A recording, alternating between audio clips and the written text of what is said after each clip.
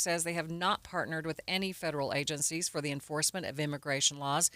And they do not intend to create a pact with those agencies and are committed to providing police services fairly and equally for all within the community. KSL's top national stories. Supreme Court has set aside restrictions that a lower court judge put on ICE in and around Los Angeles.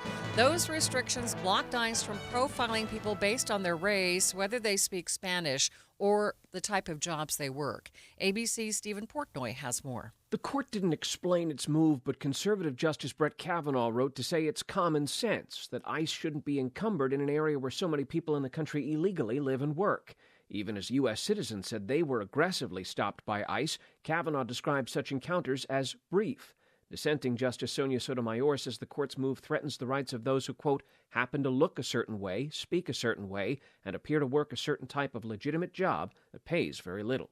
Supreme Court's decision was a 6-3 split. We have more on this story posted at kslnewsradio.com. At least a dozen Republican governors have now mobilized National Guard units either to Washington, D.C. or within their own state borders. Now, Louisiana's governor has joined in. As in other states, Louisiana National Guard troops are helping with immigration enforcement. But some New Orleans residents like Karen Jeffries are skeptical. I'm afraid that this is a slippery slope. But Louisiana State Police Colonel Robert Hodges says the Guard has helped out in the past with big events. They bring extra expertise and experience, and we're glad to always partner with them. Back in the French Quarter, the deployment of the National Guard in U.S. cities worries Karen Jeffries. To me, it sounds like something that dictators do. Jim Ryan, ABC News. Other national stories KSL is following. President Trump is trying to eradicate what he calls the anti-Christian bias. Speaking to the White House Religious Liberty Commission at the Museum of Bible today, President Trump said the Department of Education will soon issue new guidance protecting the right to prayer in our public schools. There is a tremendous anti-Christian bias. We don't hear about it. We don't think about it. You hear about anti-Semitic, but you don't hear about anti-Christian. Now, you have a strong anti-Christian bias, but we're ending that rapidly, I will tell you. President Trump says he will also protect the Judeo-Christian principles that the country was founded on, despite persecution throughout the country.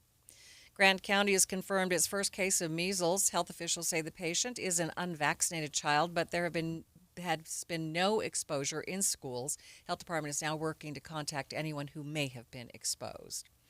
An instructor for inmates at the Utah State Prison was arrested, accused of showing up to work under the influence.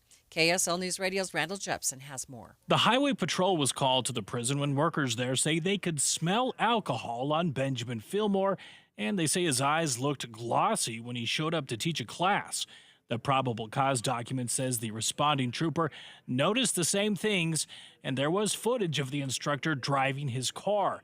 The trooper then did a field sobriety test right there at the prison and then took the instructor over to the county jail where he was booked under suspicion of driving under the influence. Randall Jepson, KSL News Radio. A pedestrian is dead. 2 drivers have been taken to the hospital in critical condition after a crash. Unified Police say the car hit the pedestrian on State Street in Midvale this morning when another car tried to swerve to miss the person, but ended up hitting another car and taking out a power pole. Pedestrian was taken to the hospital but was later pronounced dead. Rocky Mountain Power says they're turning off power to the downed power line since it has been posing a hazard to the public. It's also impacting the traffic there with our First Look traffic. Ricky, what's happening there? We still have the closures in place on State Street. Again, it has affected both north and southbound directions.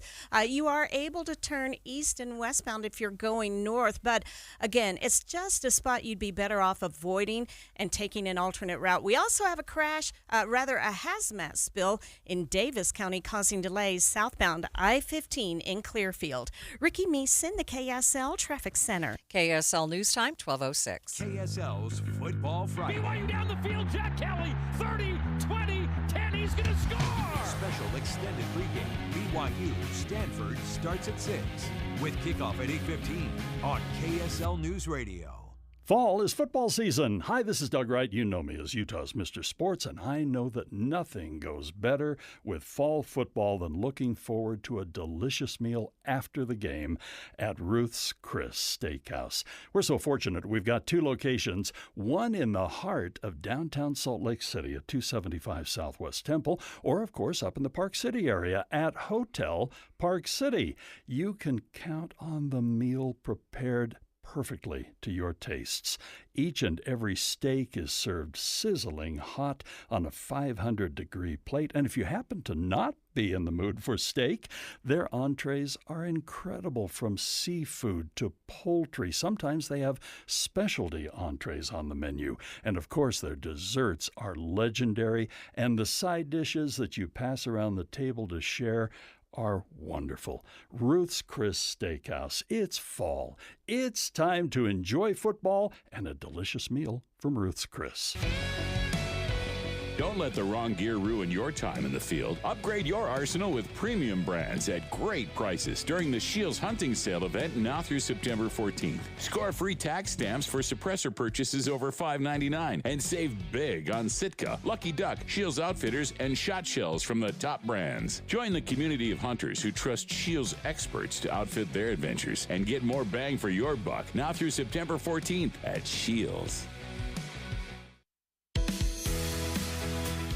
Thank you for joining us for Midday. Recapping our top story this half hour, a pedestrian has died. 2 drivers are in critical condition after a crash that shut down State Street in Midvale. KSL News Time 12:08. Things are getting messy for one of the cookie companies involved in the so-called Utah Cookie Wars. Dirty Dough is facing multiple lawsuits, this time being accused of not paying their bills. The company was bought about this time last year by Craveworthy, a company known for helping restaurant brands expand. But now the Salt Lake Tribune reports the cookie company is facing nearly a dozen lawsuits from various companies who claim Dirty Dough owes them money for leases, expenses, or equipment. To pay those debts, a judge is directing the Utah County Sheriff to seize and sell Dirty Dough's trademarks. Dirty Dough's website shows more than 60 locations, but none of them are still here in Utah. Don Brinkerhoff, KSL News Radio. New research shows that food insecurity increases for refugees after they get their first job in the U.S. KSL News Radio's Andy Cupp has the research from the U. Refugees often receive both public and private assistance, but when they get their first job, they are going to lose their SNAP benefits, all of it or some portions of it, while they haven't reached a stable income. And most of the times, the jobs that they find are temporary. Dr. Nasir Sharare is a research assistant professor at University of Utah Health. He says he's also seen language barriers lead to confusion about reapplying for benefits. His proposed solution? Refugees, when we interviewed them, they said we need more SNAP benefits and to extend and improve SNAP benefits. Andy Cupp, KSL News Radio.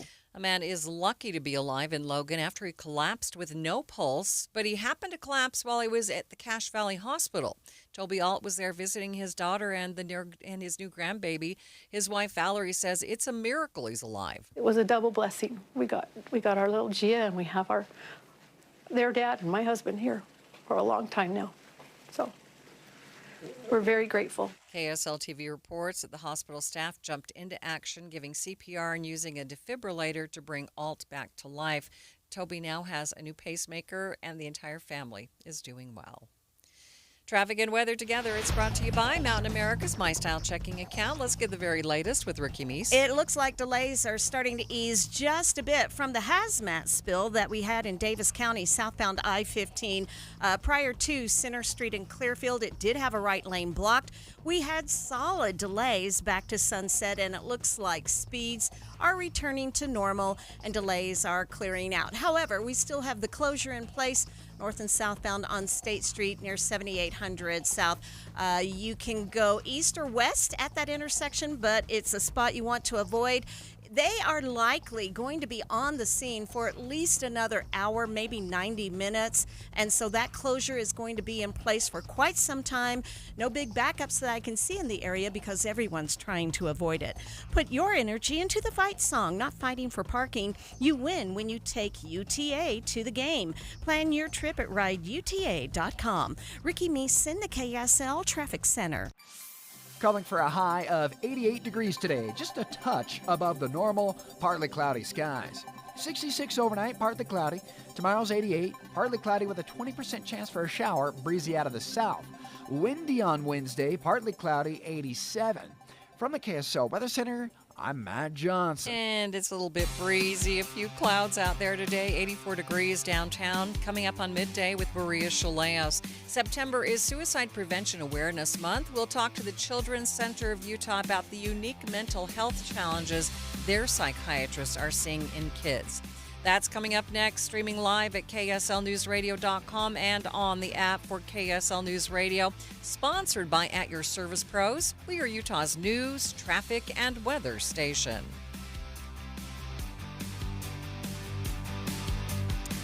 Season is starting to change, and if you finally have a little bit of extra time to really devote to yourself, and you're not vacationing anymore, so you don't worry about those calories, this is a great time to start the program with Salt Lake City Fat Loss, and I'll tell you why it's worked so well for me.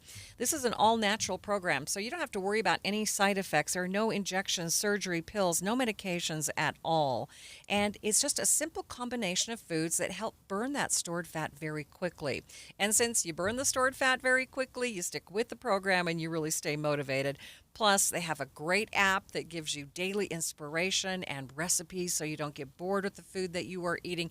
And it's really simple to follow, and it fits into a very busy schedule. I've lost more than 40 pounds. Many of their clients lose up to a pound per day.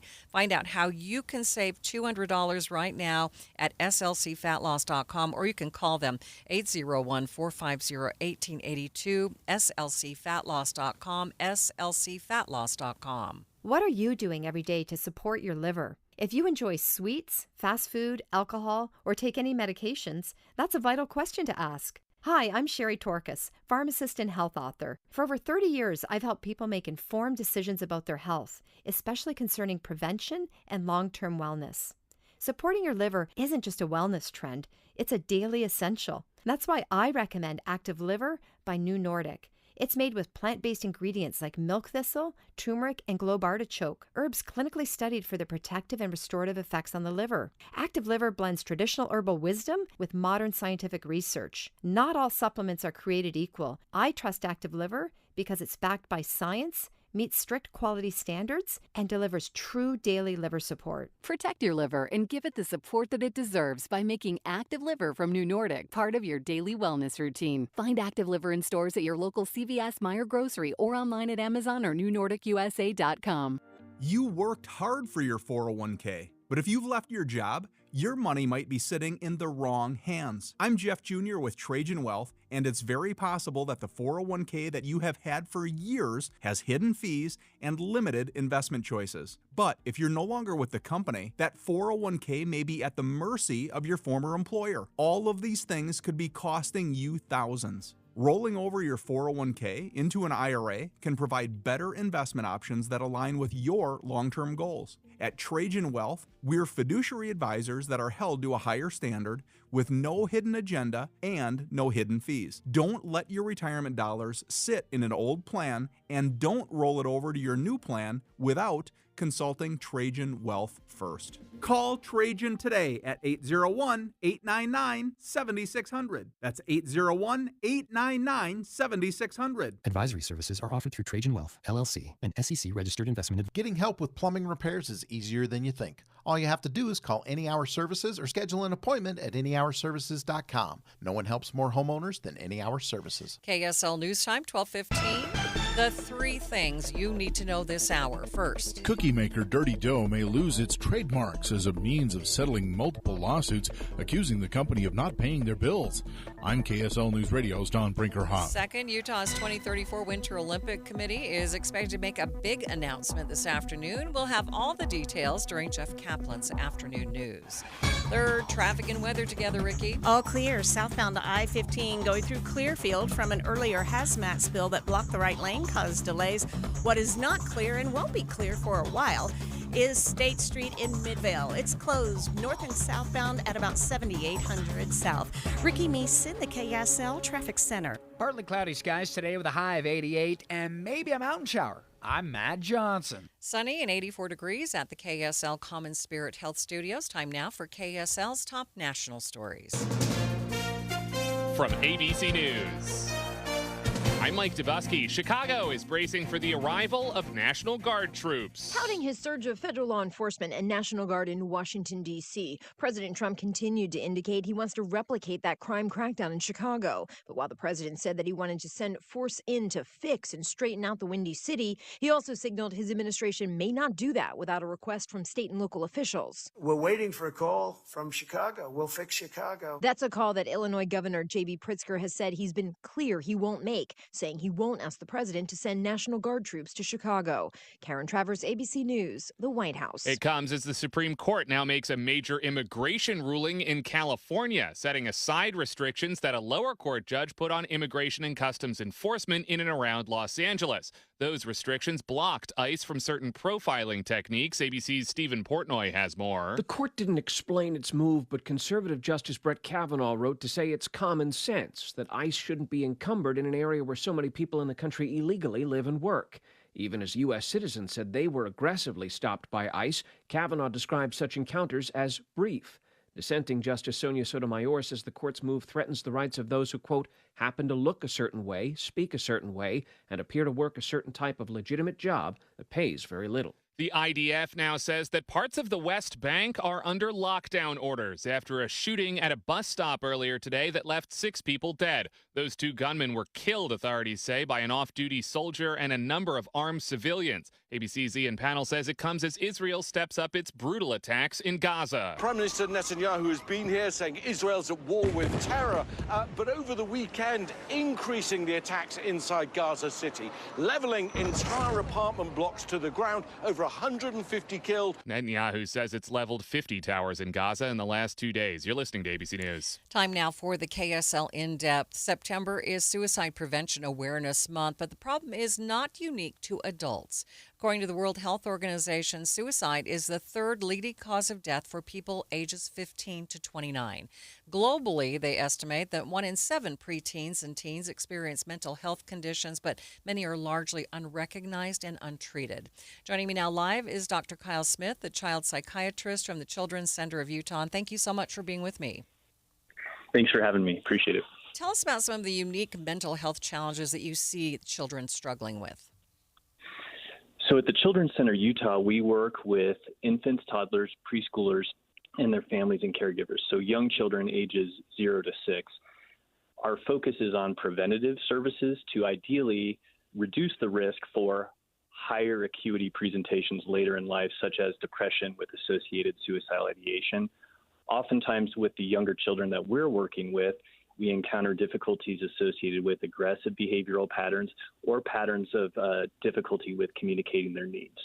So what are some of the signs that children might be considering suicide? So the main point that I would emphasize for parents and caregivers is that if something seems different with your child, check things out. Don't worry alone. You can start with open-ended questions such as, are you okay? And then ask specific questions thereafter if you're not getting a direct response. But if something seems out of the ordinary, it's okay to, you know your child best as the parent or caregiver. It's okay to check out what's going on. What kinds of resources are there out there for kids? There are a number of resources out in the community. One resource that I would especially emphasize from the context of crisis prevention or crisis intervention is the 988 hotline. That's a phone number that you can dial, 988, that will connect you with crisis services locally. You can also chat to 988. Another resource is the Safe UT app that often students hear about in their school placements. And then there are community-based crisis centers that are available for families and young individuals that are in crisis. One new resource that I would highlight is Primary Children's Hospital in Taylorsville opened this past weekend and has essentially a psychiatric emergency department, a crisis assessment center that's now available. Dr. Smith, I know that you see children with a variety of different types of challenges, but are you seeing more children that are coming in that are showing signs of depression and anxiety than you've seen in the past? Certainly, I continue to see children with a higher acuity presentation. I can tell you that in the primary care setting, primary care providers are often managing behavioral health concerns, including depression and anxiety, in that setting before a referral to a subspecialist such as me. And in those settings, primary care providers have been making increasing efforts to have treatment protocols in place because they are seeing significant functional impacts for young individuals due to psychiatric symptoms. And the need continues to grow. And at the same time, access to specialty resources can be quite challenging. Yeah. Any final thoughts for us before I let you go? For parents and caregivers, I would just emphasize, don't worry alone. If something seems off with your young child, check things out with them. And if you need additional support, reach out to your child's primary care provider. Check things out with other trusted adults in your life. Dr. Smith, I appreciate your time. Thanks for being with me. Yeah, thank you. Appreciate it. Live on the KSL Newsline, that is Dr. Kyle Smith, the child psychiatrist from the Children's Center, Utah. Traffic and weather, it's brought to you by Mountain America's My Style checking account. Ricky? Right now, we have a good drive on all the Valley freeways. No accidents, no delays. We have the final cleanup of a crash at 4th West at about 1800 South. That really didn't cause too much of a problem, and it's pretty much cleaned up out of the way. The one issue that has traffic really impacted is going to be an earlier accident involving a pedestrian and a downed power line in Midvale. You will see that State Street is closed north and southbound at 7800 South. You can travel east and westbound on 7800 South. However, if you're trying to go north and southbound on State, you will need to find an alternate route. Unplug from distractions and plug into family at the Utah RV Super Show September 11th through the 14th at Mountain America Expo Center. Visit UtahRVSupershow.com. Ricky Meeson, the KSL Traffic Center. KSL 7-day forecast. Partly cloudy today, 88 degrees, beautiful September weather with a slight chance for a mountain storm. Tomorrow, breezy, partly cloudy, 88. Windy on Wednesday, 87, partly cloudy. Mostly cloudy, breezy on Thursday, 82. Cold front Friday, 74, chance for showers, maybe even a dusting of snow up above 10,000 feet. Partly cloudy, 75 on Saturday, Sunday, 81. From the KSL Weather Center, I'm Matt Johnson. Okay, I'm not sure I'm ready for a dusting of snow, but I like these cooler temperatures. Sunny and 84 degrees in downtown Salt Lake City. And the 7-day forecast is brought to you by Performance Automotive Bountiful. Quick check of the markets. They have been mixed for the morning. The Dow was in positive territory for a minute, but back into just down by a few points. Complete update of your money news coming up next. Hi, this is Derek Overstreet, president of the New Millennium Group and co-host of Stop Working, Start Living with KSL News Radio. Can you imagine what your life would be like if you could retire 3 to 5 years earlier than you thought possible? The things you could do, the loved ones you could spend time with, the memories that you could create. That's what our team at the New Millennium Group does. We'll walk you through the entire process every step of the way. If you'd like to get a copy of the 5-step proprietary plan that will help you retire 3 to 5 years sooner than you thought possible, give us a shout right now. 888-999-6370. That's 888-999-6370 or utahsfinancialplanner.com. Listen, most of our listeners right now have a tax problem, not a money problem. There's not enough money in Social Security Medicare as it is. Let us show you how you can significantly reduce your taxes. That's 888-999-6370, 888-999-6370, or utahsfinancialplanner.com. What is your next success story? At University of Maryland Global Campus, you can succeed again with more than 135 affordable online degrees and certificates to help you move your career forward.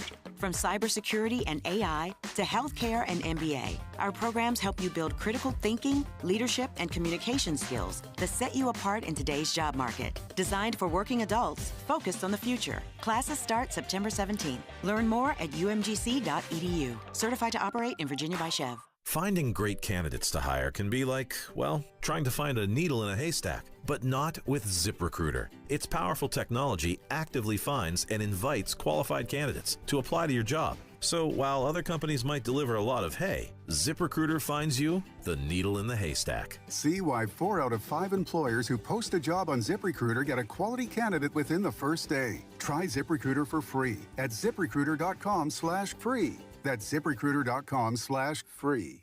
KSL News Time 1226. AI has become a hot topic in the music industry, and local artists say AI could have positive uses. KSL News Radio's Josue Sanchez has more. SpyUp Community Programs Director Mike Johnson says AI has its pros and cons. I think one of the most important things to note is that AI will never be able to go out on stage and perform a song. Director of the Music Library at the University of Utah, Lisa Chofty, says as AI grows, it should be included in music education as a tool. Our students are already using AI tools, and it's important that they know how to use them responsibly and ethically. Chofty says one key issue comes from who the work belongs to when using AI.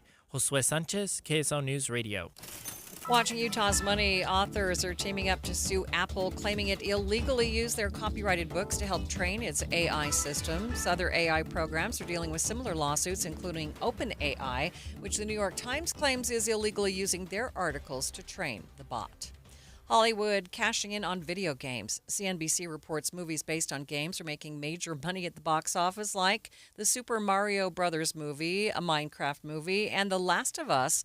Just last week, a live-action Call of Duty movie was announced.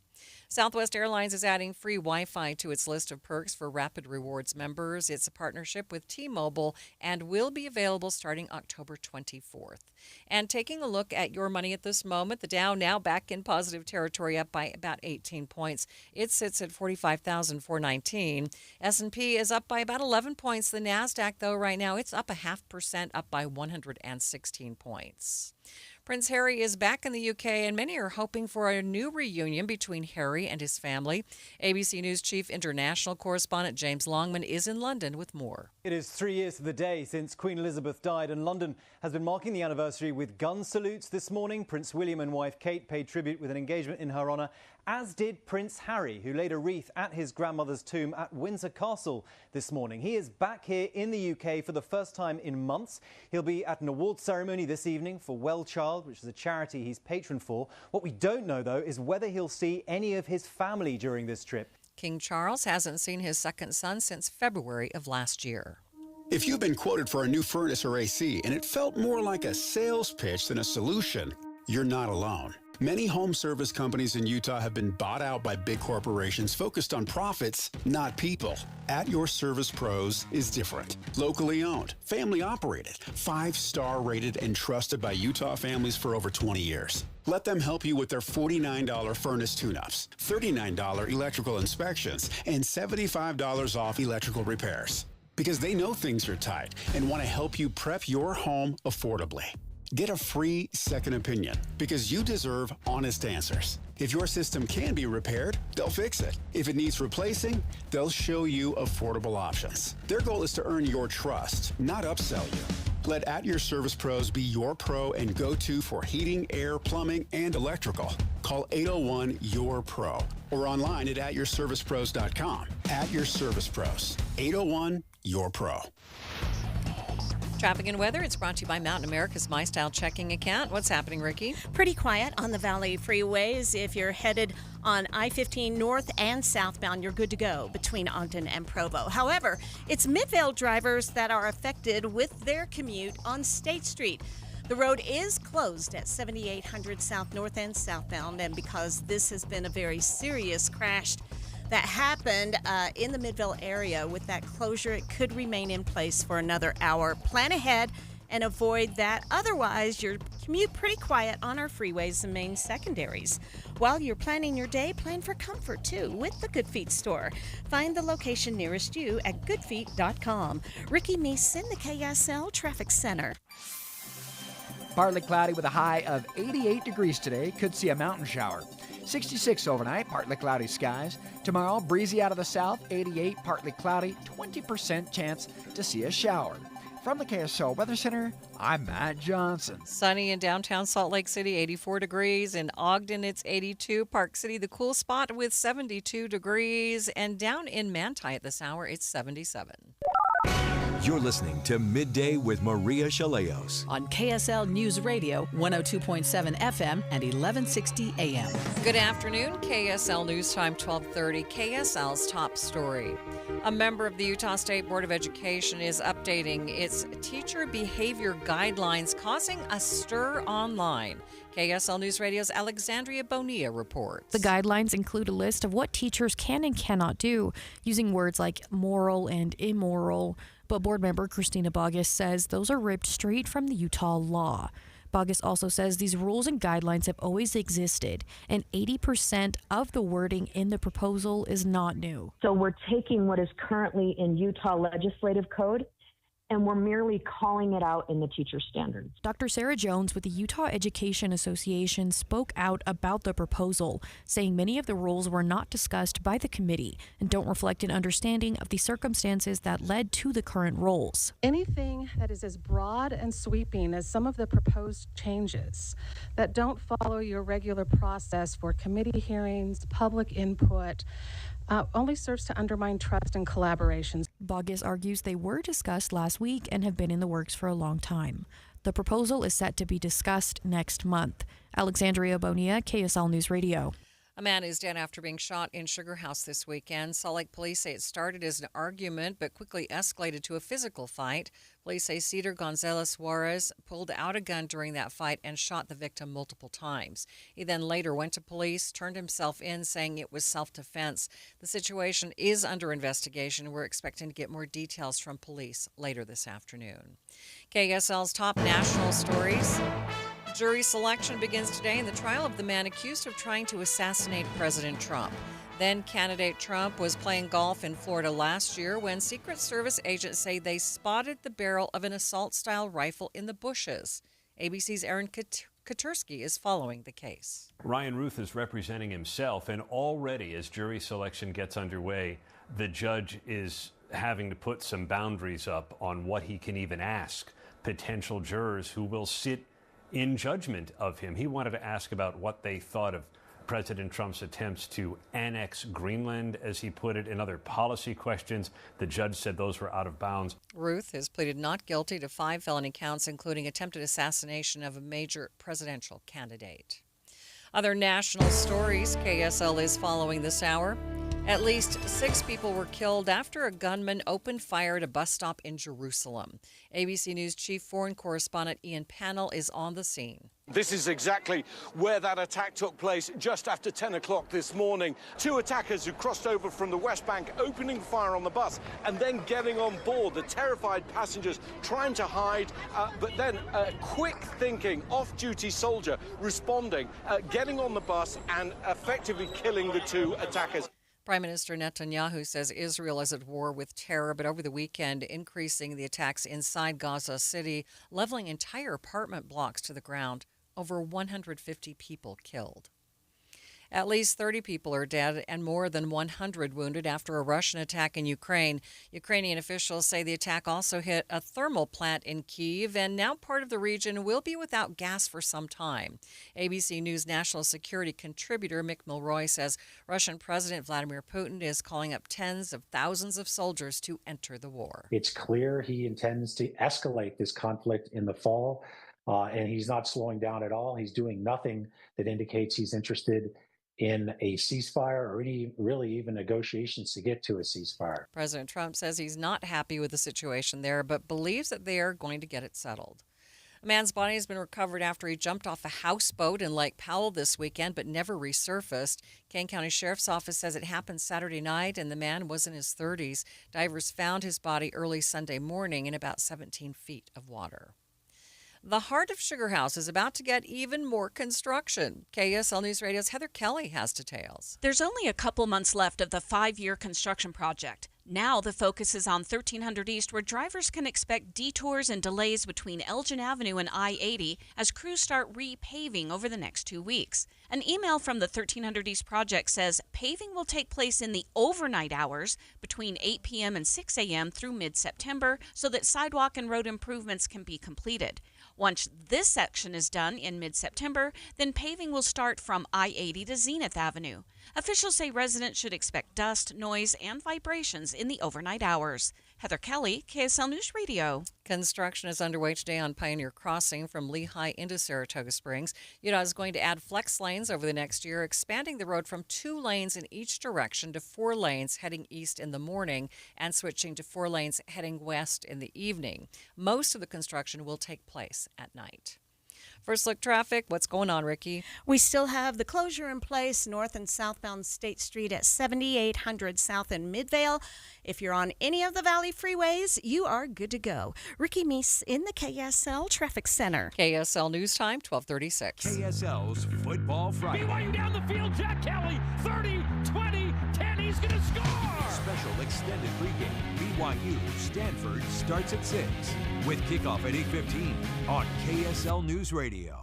1847. Our home Utah takes shape. A century later, Utah's home champion is born. Since 1947, Whipple Service Champions has earned the trust of over 250,000 Utah homeowners, with techs who rise above to deliver award-winning heating, cooling, plumbing, and electrical. Championing the spirit of 47, Whipple is offering $47 off any home repair or service, including drain clearings. Act now and call Whipple Service Champions at 801-896-1947 for the win today.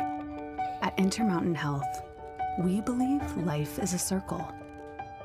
May yours surround you with insight, a healthy perspective, trust, and reassurance.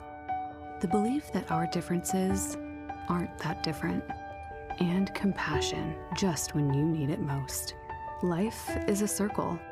May yours help you live the healthiest life possible. Intermountain Health. I'm Ed Evans, CEO of Consumer Cellular. We're dedicated to serving people 50 and up like me. Our needs are different. Big Wireless wants us in an unlimited plan, but if you're not using all that data, you're probably getting used. At Consumer Cellular, we're focused on affordable, reliable plans, including data that suits your needs, not ours. Our plans start at just $20, and you'll get the best customer service in the business. Call 1-888-FREEDOM or visit consumercellular.com/facts. Plans include $5 credit for auto pay and e-billing. See site for additional facts. This is the story of the one. As a custodial supervisor at a high school, he knows that during cold and flu season, germs spread fast. It's why he partners with Grainger to stay fully stocked on the products and supplies he needs, from tissues to disinfectants to floor scrubbers. All so that he can help students, staff, and teachers stay healthy and focused. Call 1-800-GRAINGER, click Grainger.com, or just stop by. Grainger, for the ones who get it done. When you need the financial products and services for every stage of life, Cyprus Credit Union is there for whatever the future holds. Visit cypruscu.com today. Thank you for joining us for Midday. We'll soon be getting more details on a shooting that happened in Sugar House over the weekend. Initial reports say a 20-year-old was killed during a fight with a gunman. That gunman turned himself in. KSL News Time, 1238. There is some good news for Utah's prevention efforts. The state has moved out of the top 10 per capita suicides. We get details from KSL News Radio's Don Brinkerhoff. Today is the start of National Suicide Prevention Week, and September is National Suicide Prevention Month. A new report shows the number of people dying by suicide here in Utah went down slightly from 2023 to last year. The report shows there was a drop in the number of children, teens, and young adults dying by suicide, but there was an increase in the number of suicides by those 75 and older. If you or someone you know is struggling, help is available. Call or text 988 for the Suicide and Crisis Lifeline. Trained counselors are available 24/7. Breaking news. Hockey insiders reporting that the Utah Grizzlies are looking to relocate the team to Trenton, New Jersey. This move would happen after the 2025-26 season, and it comes after the Utah Grizzlies ownership group announced their plans to sell that team in late June. New details have been released for the USA Climbing Headquarters building plans in the Rio Grande district of Salt Lake City. KSL News Radio's Brianna Willis has more. New plans for the building would require USA Climbing to get an exception to the city's building height requirements. BuildingSaltLake.com reports there is not a specified height for the building, but the current restriction is nothing over 75 feet.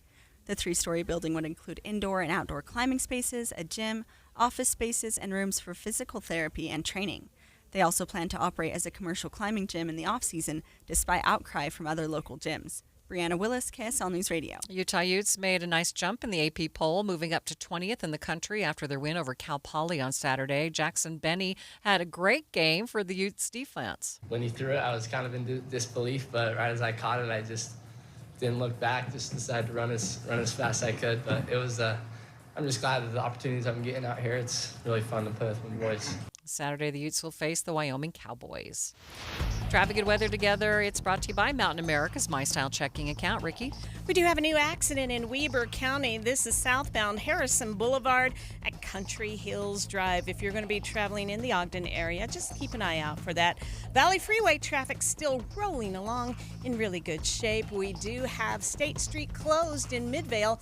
It's both directions due to an earlier serious accident near 7800 South. Now, you can travel east and westbound on 78th at that intersection, but not north and southbound on State.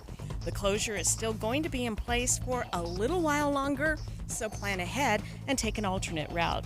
The BYU Department of Dance presents World of Dance, featuring BYU's finest ballroom, contemporary, ballet, Native American, and folk dance ensembles, September 25th through 27th at the Marriott Center.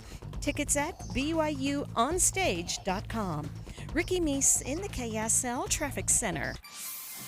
Not a bad start to the week, folks. Partly cloudy, 88 today. Slight chance for a mountain storm. 66 overnight, partly cloudy. Tomorrow, mix of sun and clouds, breezy with a 20% chance for a shower, mainly in the mountaintops.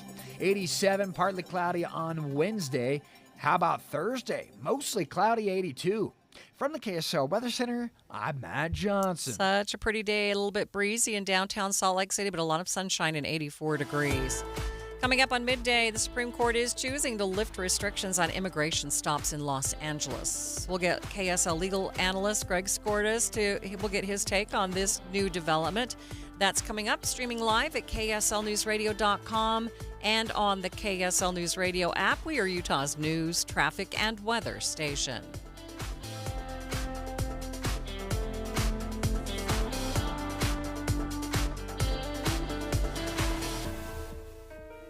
When you choose Performance Automotive in Bountiful, you're choosing selection, convenience, and exceptional service. With 3 locations, Performance Ford Lincoln, Performance Honda, and Performance Toyota, Performance Automotive is here to serve your needs. Performance Automotive in Bountiful, where excellence comes standard. Start your search at performancebountiful.com.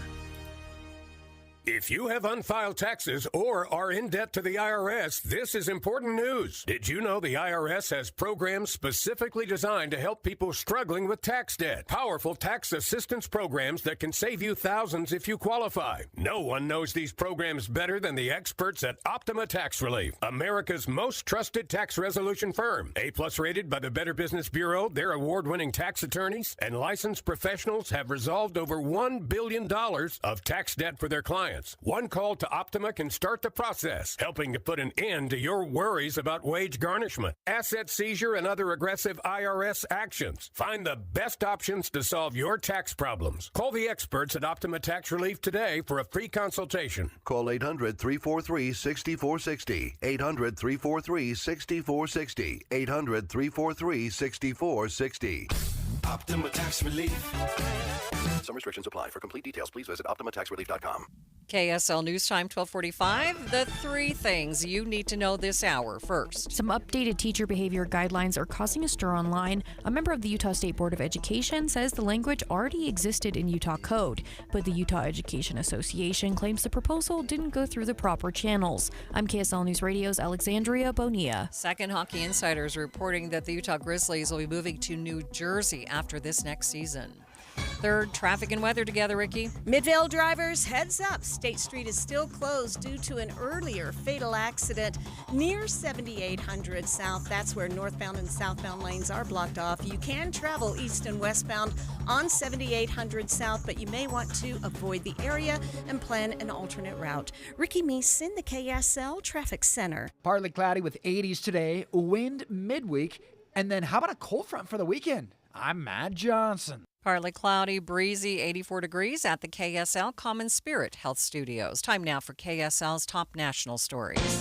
ABC News, I'm Mike Dubusky. President Trump continuing to claim that federal troops are needed in Chicago in order to tamp down on crime that he says is out of control. ABC's Alex Stone is in Chicago. The question here is, what is the president looking at doing? He's talking about cleaning up crime in the streets with the military, but he's also talking about immigration enforcement. So there's a lot of confusion. It's really, even from the leadership, they don't know what the president is planning on doing. They don't know what the timing is on what this would be. Would it be the federal agents? Would it be the military? Is it going to be today? Will it be ever? Is it going to be in 3 weeks?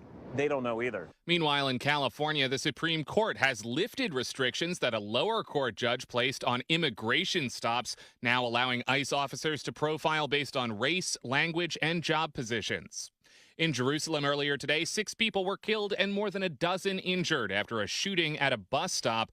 Authorities say bystanders, including an off-duty soldier, killed the 2 gunmen. This is ABC News. Time now for the KSL In-Depth. The Supreme Court is clearing the way for federal agents to conduct sweeping immigration stops in Los Angeles. The conservative majority lifted a restraining order from a judge who found that the roving patrols were stopping people solely based on their race, language, job, or location. Now, joining me now live to talk about this is KSL legal analyst and the co-host of Inside Sources, Greg Skordas. And Greg, has anything like this been done before?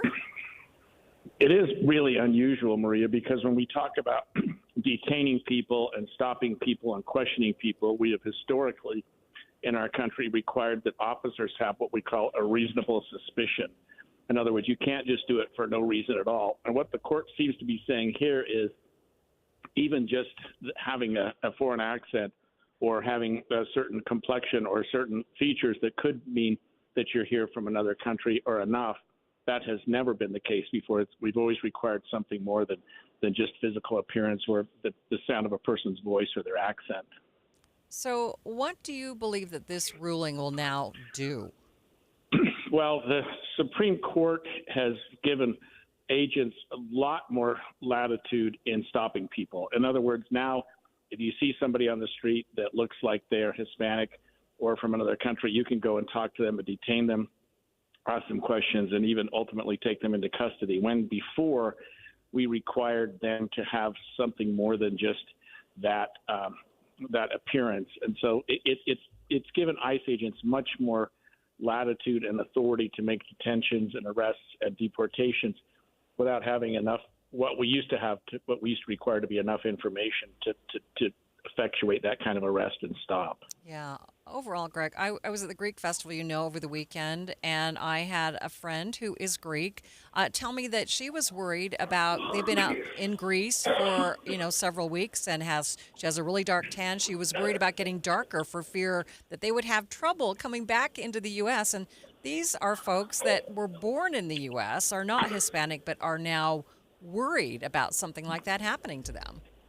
I know, and I think people have reason for that. And I guess people would say that, well, if you're here legally, you have nothing to worry about. But as we've seen, that's not necessarily the case. So whether it's going to be a rein-in on law enforcement in the future, we don't know. But right now, they have pretty much carte blanche to detain and question people who they believe are here illegally, even though they don't have much evidence to support that. Could have some huge implications long term. Thank you so much for being with me, Greg. You bet. KSL legal analyst and the host of Inside Sources, Greg Skordas. Traffic and weather, it's brought to you by Mountain America's My Style checking account. And here's Ricky Meese. The crash that we had in the Ogden area pretty much cleared. We already had a couple of different tow trucks at the scene. Southbound Harrison Boulevard. This is near 42nd Street at Country Hills Drive. It had been blocking a right lane of traffic. That lane is now open. Where we still have traffic blocked, that's State Street in Midvale. Both directions near 7800 South, where we had an earlier crash. You can travel east and westbound. However, you cannot go north and southbound on State at 7800. You'll need to find an alternate route. Now, the good news is not a lot of backup in the area. Valley Freeway traffic still in good shape with no problems. Common Spirit hospitals, clinics, and caregivers, all connected to advanced health care in Colorado, Kansas, and Utah. Healthcare with human kindness is here. Hello, human kindness. Ricky Meese in the KSL Traffic Center. KSL 7-day forecast starting out quiet, partly cloudy today, high of 88. Maybe a mountain storm is possible. 88 tomorrow, partly cloudy and a little bit breezy. Winds kick up on Wednesday. I'm going windy, gusts up to 25, maybe even 35. 87 the temperature, partly cloudy. 82 mostly cloudy skies on Thursday. Friday, chance for showers, high of only 74. 75 partly cloudy, 20% chance for a shower Saturday. Sunday, 81. From the KSL Weather Center, I'm Matt Johnson. And a lot of sunshine in downtown Salt Lake City. A few fluffy clouds, 84 degrees, and still to come on midday with Maria Shilaos. Quick check of the markets. The Dow now in positive territory, up by more than 60 points. We'll have a complete update of your money news coming up next. 7-day forecast brought to you by Performance Automotive Bountiful.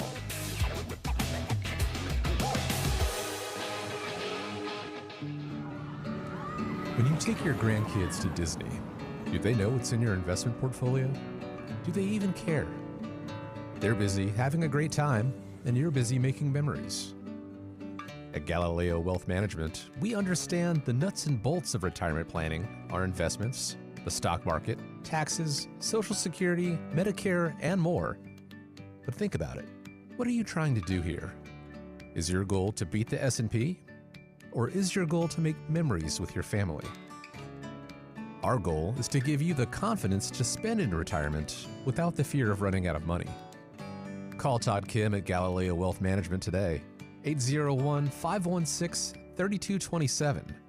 That's 801-516-3227, or go online to GalileoWealth.com. Let Todd Kim and Galileo Wealth Management help you make memories, not just money. This is the story of the one. As a custodial supervisor at a high school, he knows that during cold and flu season, germs spread fast. It's why he partners with Grainger to stay fully stocked on the products and supplies he needs, from tissues to disinfectants to floor scrubbers. Also that he can help students, staff, and teachers stay healthy and focused. Call 1-800-GRAINGER, click Grainger.com, or just stop by. Grainger, for the ones who get it done. Wesley Financial Group is not a law firm, and Chuck McDowell definitely not an attorney. This is Chuck. If someone talked you into buying something really silly and you want to get out of that silly little thing, my advice, get the facts. Call me and I'll send you our timeshare exit kit absolutely free. Inside, you'll learn how timeshare works and all your options for cancellation. Call Wesley now for your free exit info kit. 800-486-9600. That's 800-486-9600. Getting help with electrical repairs is easier than you think. All you have to do is call Any Hour Services or schedule an appointment at anyhourservices.com. No one helps more homeowners than Any Hour Services. KSL News Time 12:54. One of the nation's largest sporting goods retailers has a new foothold. ABC's Brian Clark explains. Dick's Sporting Goods has completed buying Foot Locker. The Pittsburgh-based chain is spending $2.4 billion on the purchase and says it plans to continue operating Foot Locker as standalone locations. Dick's says across all of its businesses, it will have more than 3,200 locations across 20 countries. Dick's named a former Nike executive the president of Foot Locker North America. Brian Clark, ABC News. Watching Utah's money, the housing market is becoming more buyer-friendly. AP reports prices are down or rising slowly, especially in the southern and western U.S., but only 28% of homes on the market are affordable for median income buyers. More than half of the adults in the U.S. who expect to receive Social Security benefits say they couldn't even survive missing half a monthly payment. A nationwide financial survey also found that almost 3/4 of the respondents said that they are worried about benefits running out at some point in their lifetime. KSL Drive, Stellantis is no longer trying to make 100% of their inventory electric by 2030. The company says the European Union's carbon emissions goal for 2035 just isn't possible for any car maker. And taking a look at your money at this moment, the Dow now up by 64 points, sitting at 45,464. S&P is up by 10 points, and the Nasdaq gets up by 106 points. A father is speaking out after giving up a home run ball that he grabbed to an irate woman who confronted him in the stands. It happened at the Phillies game in Miami after a home run ball landed in the stands. Fans scrambling to snatch it. Drew Feltwell dove in to get the ball for his son. I picked it up and turned around and felt like Super Dad, walked back to Lincoln, put it in his glove, and gave him a hug. Feltwell's 10-year-old was at the game for his birthday, but the celebration quickly cut short. Stunned fans watching as this woman stormed over, grabbing the unsuspecting dad and shouting that the ball was actually hers. After seeing what happened, the Marlins ended up giving the birthday boy a prize pack filled with team gear, and after the game, he also got to meet one of the players who gave him a signed bat.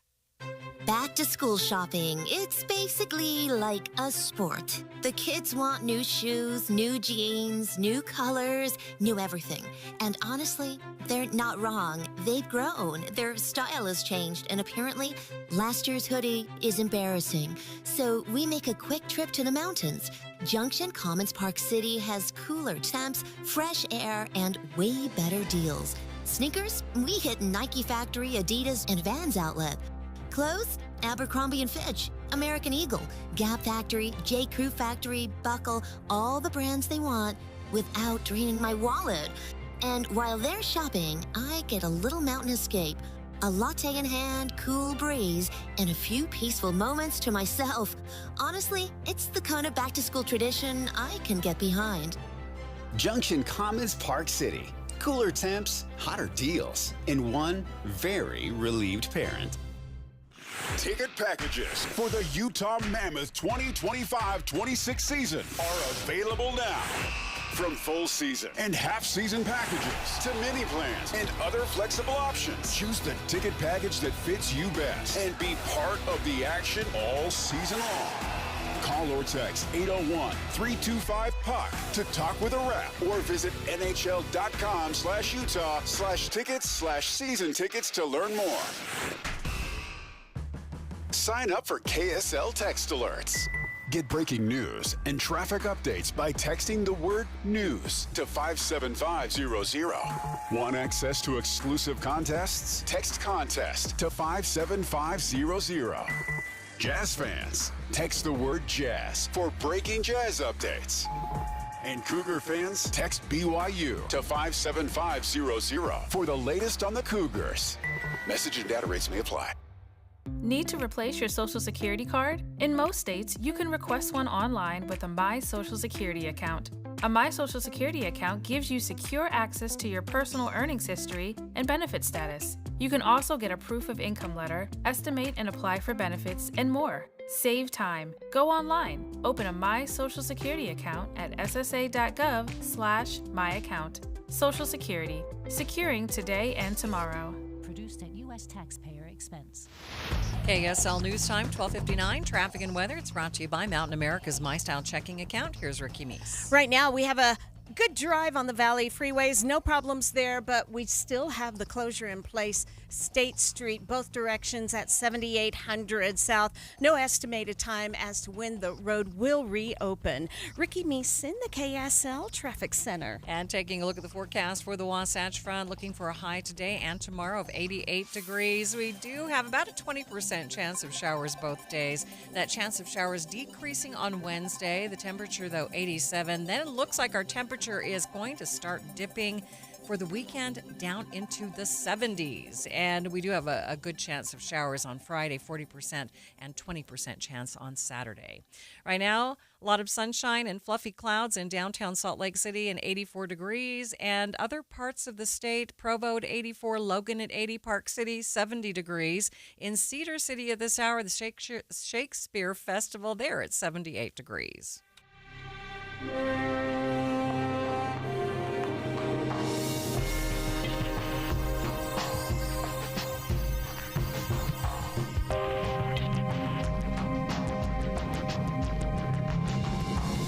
KSL FM Midvale. KSL Salt Lake City. From the KSL Common Spirit Health Studios, this is KSL News Radio. Utah's news, traffic, and weather station. A proposal among the Utah State School Board to expand and clarify standards for educators in the state. One board member saying it protects teachers. When you have unclear language, it can become abusive. And I believe if we're going to adjudicate a teacher's license, we should have clear language that is well defined so that everybody knows what we're talking about. The time is 1 o'clock on Monday, September 8th. It's midday. I'm Maria Shilaos. Coming up, we'll go deeper on what this proposal includes and why some educators say the proposal undermines trust in the institution of education and lacks full clarity. Also this hour, I think we're paying attention to it more than we have in the past. it's an important topic that often feels too taboo in our society: suicide.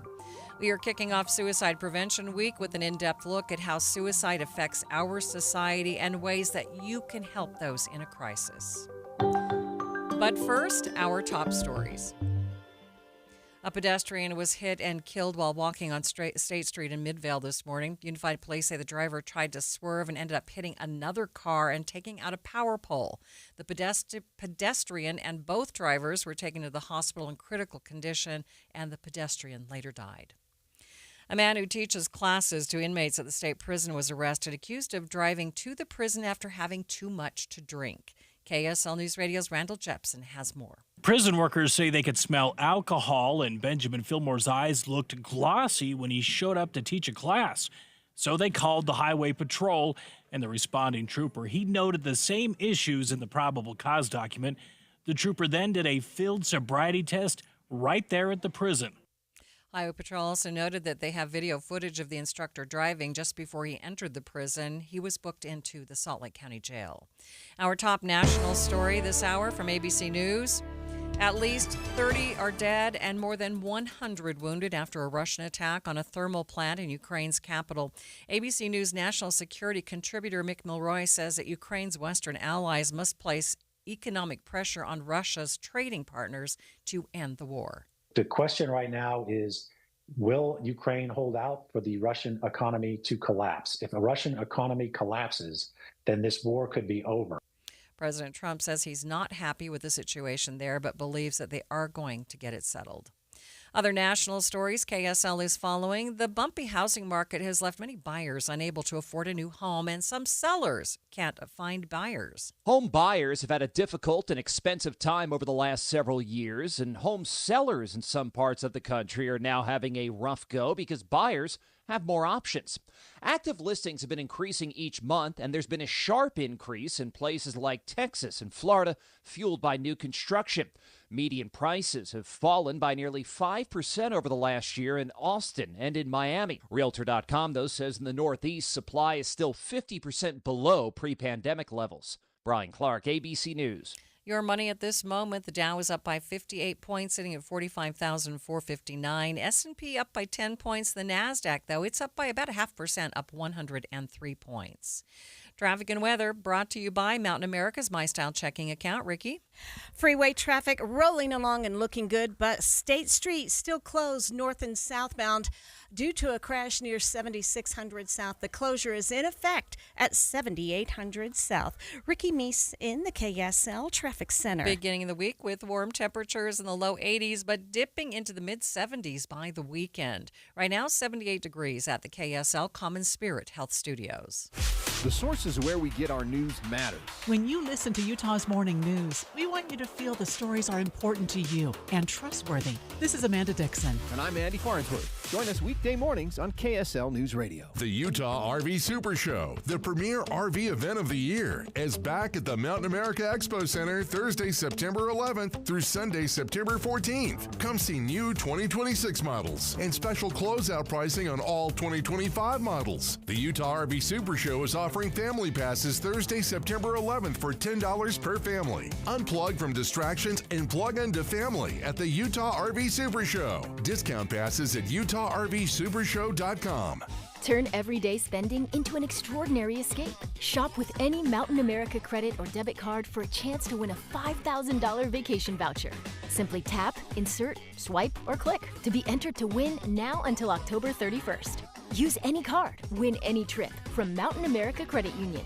Visit macu.com/anycard for official rules or to apply. Loans on approved credit. Membership required based on eligibility. Insured by NCUA. Limited time offer. Offer can change or be withdrawn at any time. Get in the zone, AutoZone. Welcome to the end of summer sale at AutoZone. We're celebrating the end of long days and short nights with big deals for a short time, like car wash. Right now, you can save 20% on the Armor All Complete Car Wash Kit. Need new brakes? Duralast brake pads are free with the purchase of Duralast rotors. We've also got oil deals and more. We're ending the summer right with the end of summer sale at AutoZone. Get in the zone, AutoZone. Restrictions apply. Ready to order? Yes. We're earning unlimited 3% cash back on dining and entertainment with the Capital One Saver Card, so let's just get one of everything. Everything? Fire everything. The Capital One Saver Card is at table 27, and they're earning unlimited 3% cash back. Yes, Chef! This is so nice. Had a feeling you'd want 3% cash back on dessert. Ooh, tiramisu. Earn unlimited 3% cash back on dining and entertainment with the Capital One Saver Card. Capital One, what's in your wallet? Terms apply. See CapitalOne.com for details. All in together now, we can make it better. Can we do it? We rope it up. Cause we know how to jump. Moving and eating better every day can help make you and your kids healthier. Search We Can online to find out more. A message from the Ad Council, HHS, and NIH's We Can program. Thanks for tuning into Midday. I'm Maria Shilaos. A member of the Utah State Board of Education is updating its teacher behavior guidelines, and not everyone is happy about it. Board member Christina Bogus says standards for teachers and educators are in multiple places, and it's not anything new. It is my core belief, and the number of questions I have gotten has reinforced that belief that we need to put these in a single rule. So what appears to be new language, only about 20% of it is amendments. The rest of that language is already existing language, so it's not a new proposal. It's amendments to already existing language.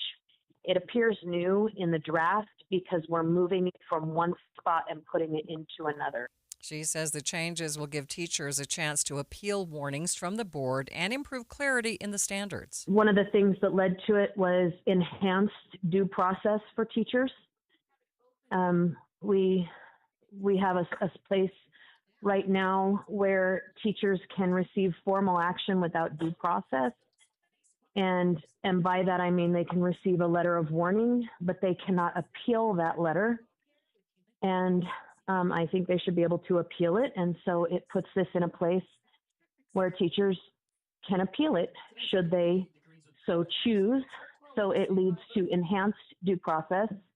And then the amendments are for to provide clarity. We have some words that are currently in our rules that have no definitions. And it is my opinion, and you're welcome to quote me on this, that when you have unclear language, it can become abusive. And I believe if we're going to adjudicate a teacher's license, we should have clear language that is well defined so that everybody knows what we're talking about. And last, we have many teachers that are still breaking the law in this state. I would argue that that exists because they don't know what the law is. And so we're taking what is currently in Utah legislative code and we're merely calling it out in the teacher standard. Bogus says that these standards are constantly being reviewed. Dr. Sarah Jones with the Utah Education Association says there needs to be a more transparent process, urging the board to reject the changes. Anything that is as broad and sweeping as some of the proposed changes that don't follow your regular process for committee hearings, public input, only serves to undermine trust and collaboration. So we ask you to reject these drafts that are brought forward today and ensure that any changes follow your regular open process that allows for input for the best interests of both educators and students and the parents that they serve. Baga says that she's been working on this for more than a year, and the amendments have already gone through multiple committees. She says they are looking to raise the bar for teacher behavior and not punish good teachers. The Utah legislature now asking the state Supreme Court to put a pause on a lower court's ruling requiring lawmakers to redraw the state's congressional districts. This appeal comes just a week after lawmakers agreed to meet a judge's requirement to have new congressional maps in place by September 25th.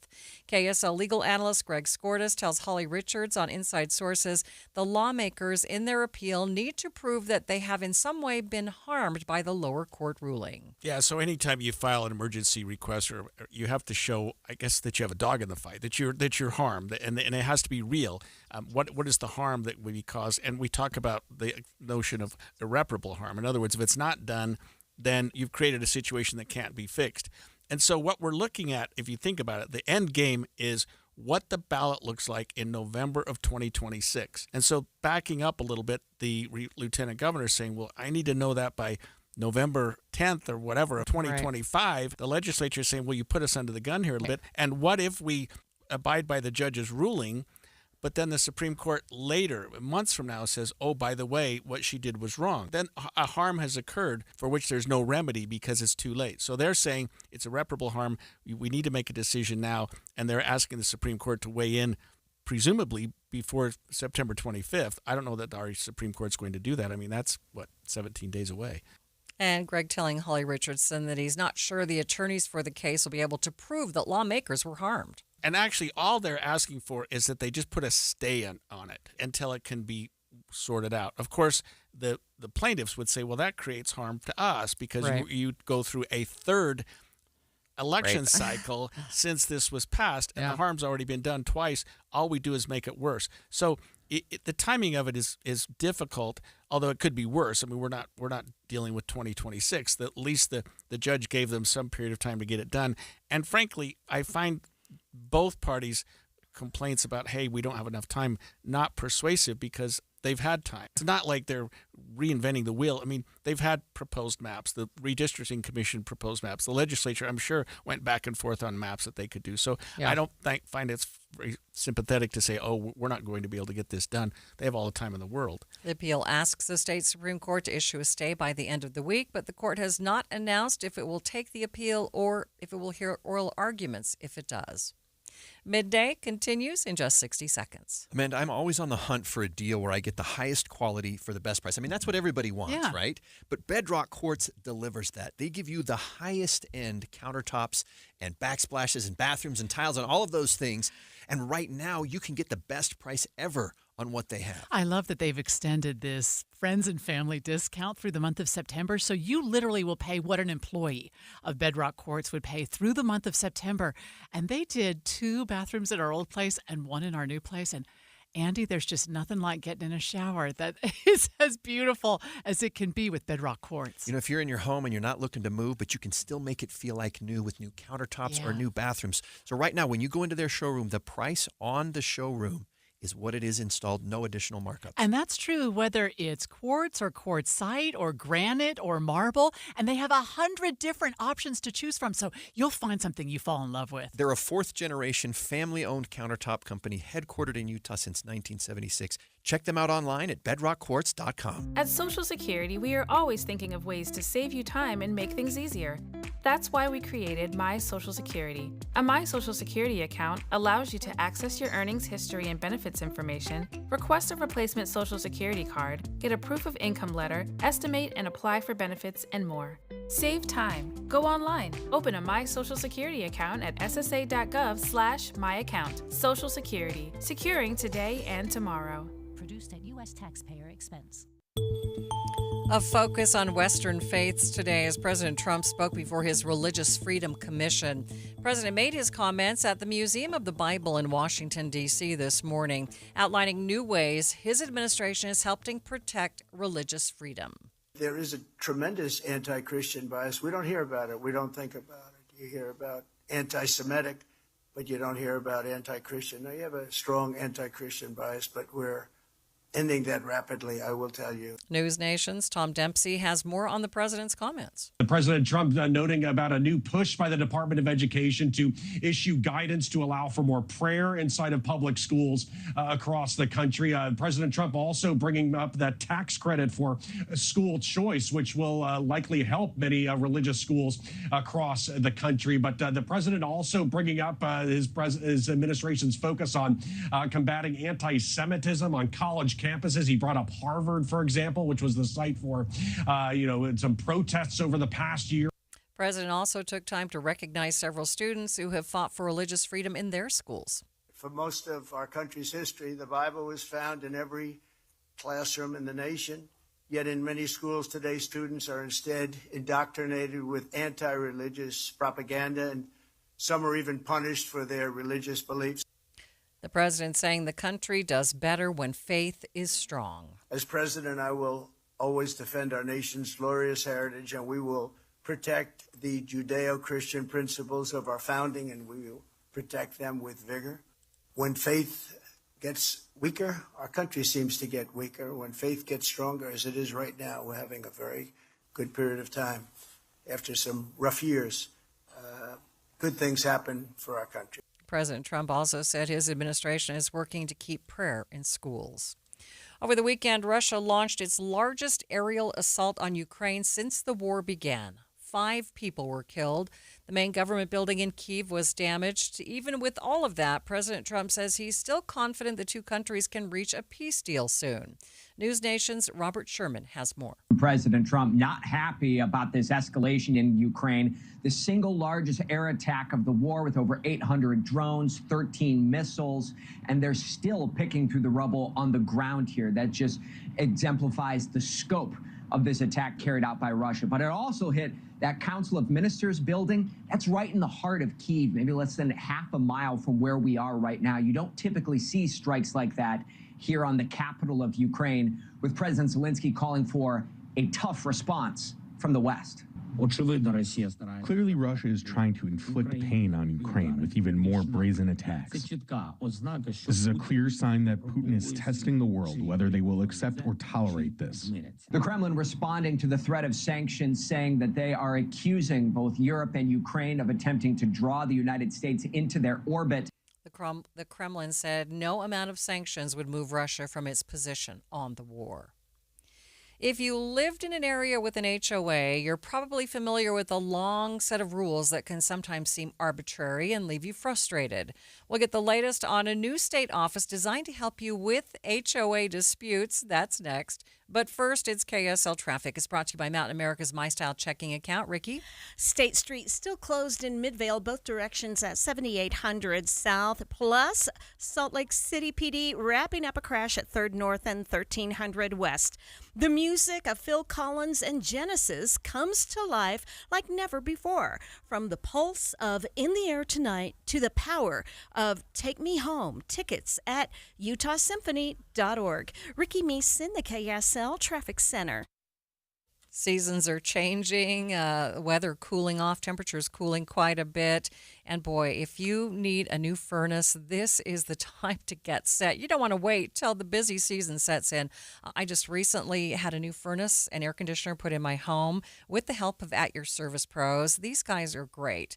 They're whole home service professionals, family owned, and At Your Service Pros cares about their customers, and they know things are tight right now. And to help with fall prep, they're offering $49 furnace tune-ups, $39 electrical inspections, and $75 off electrical repairs.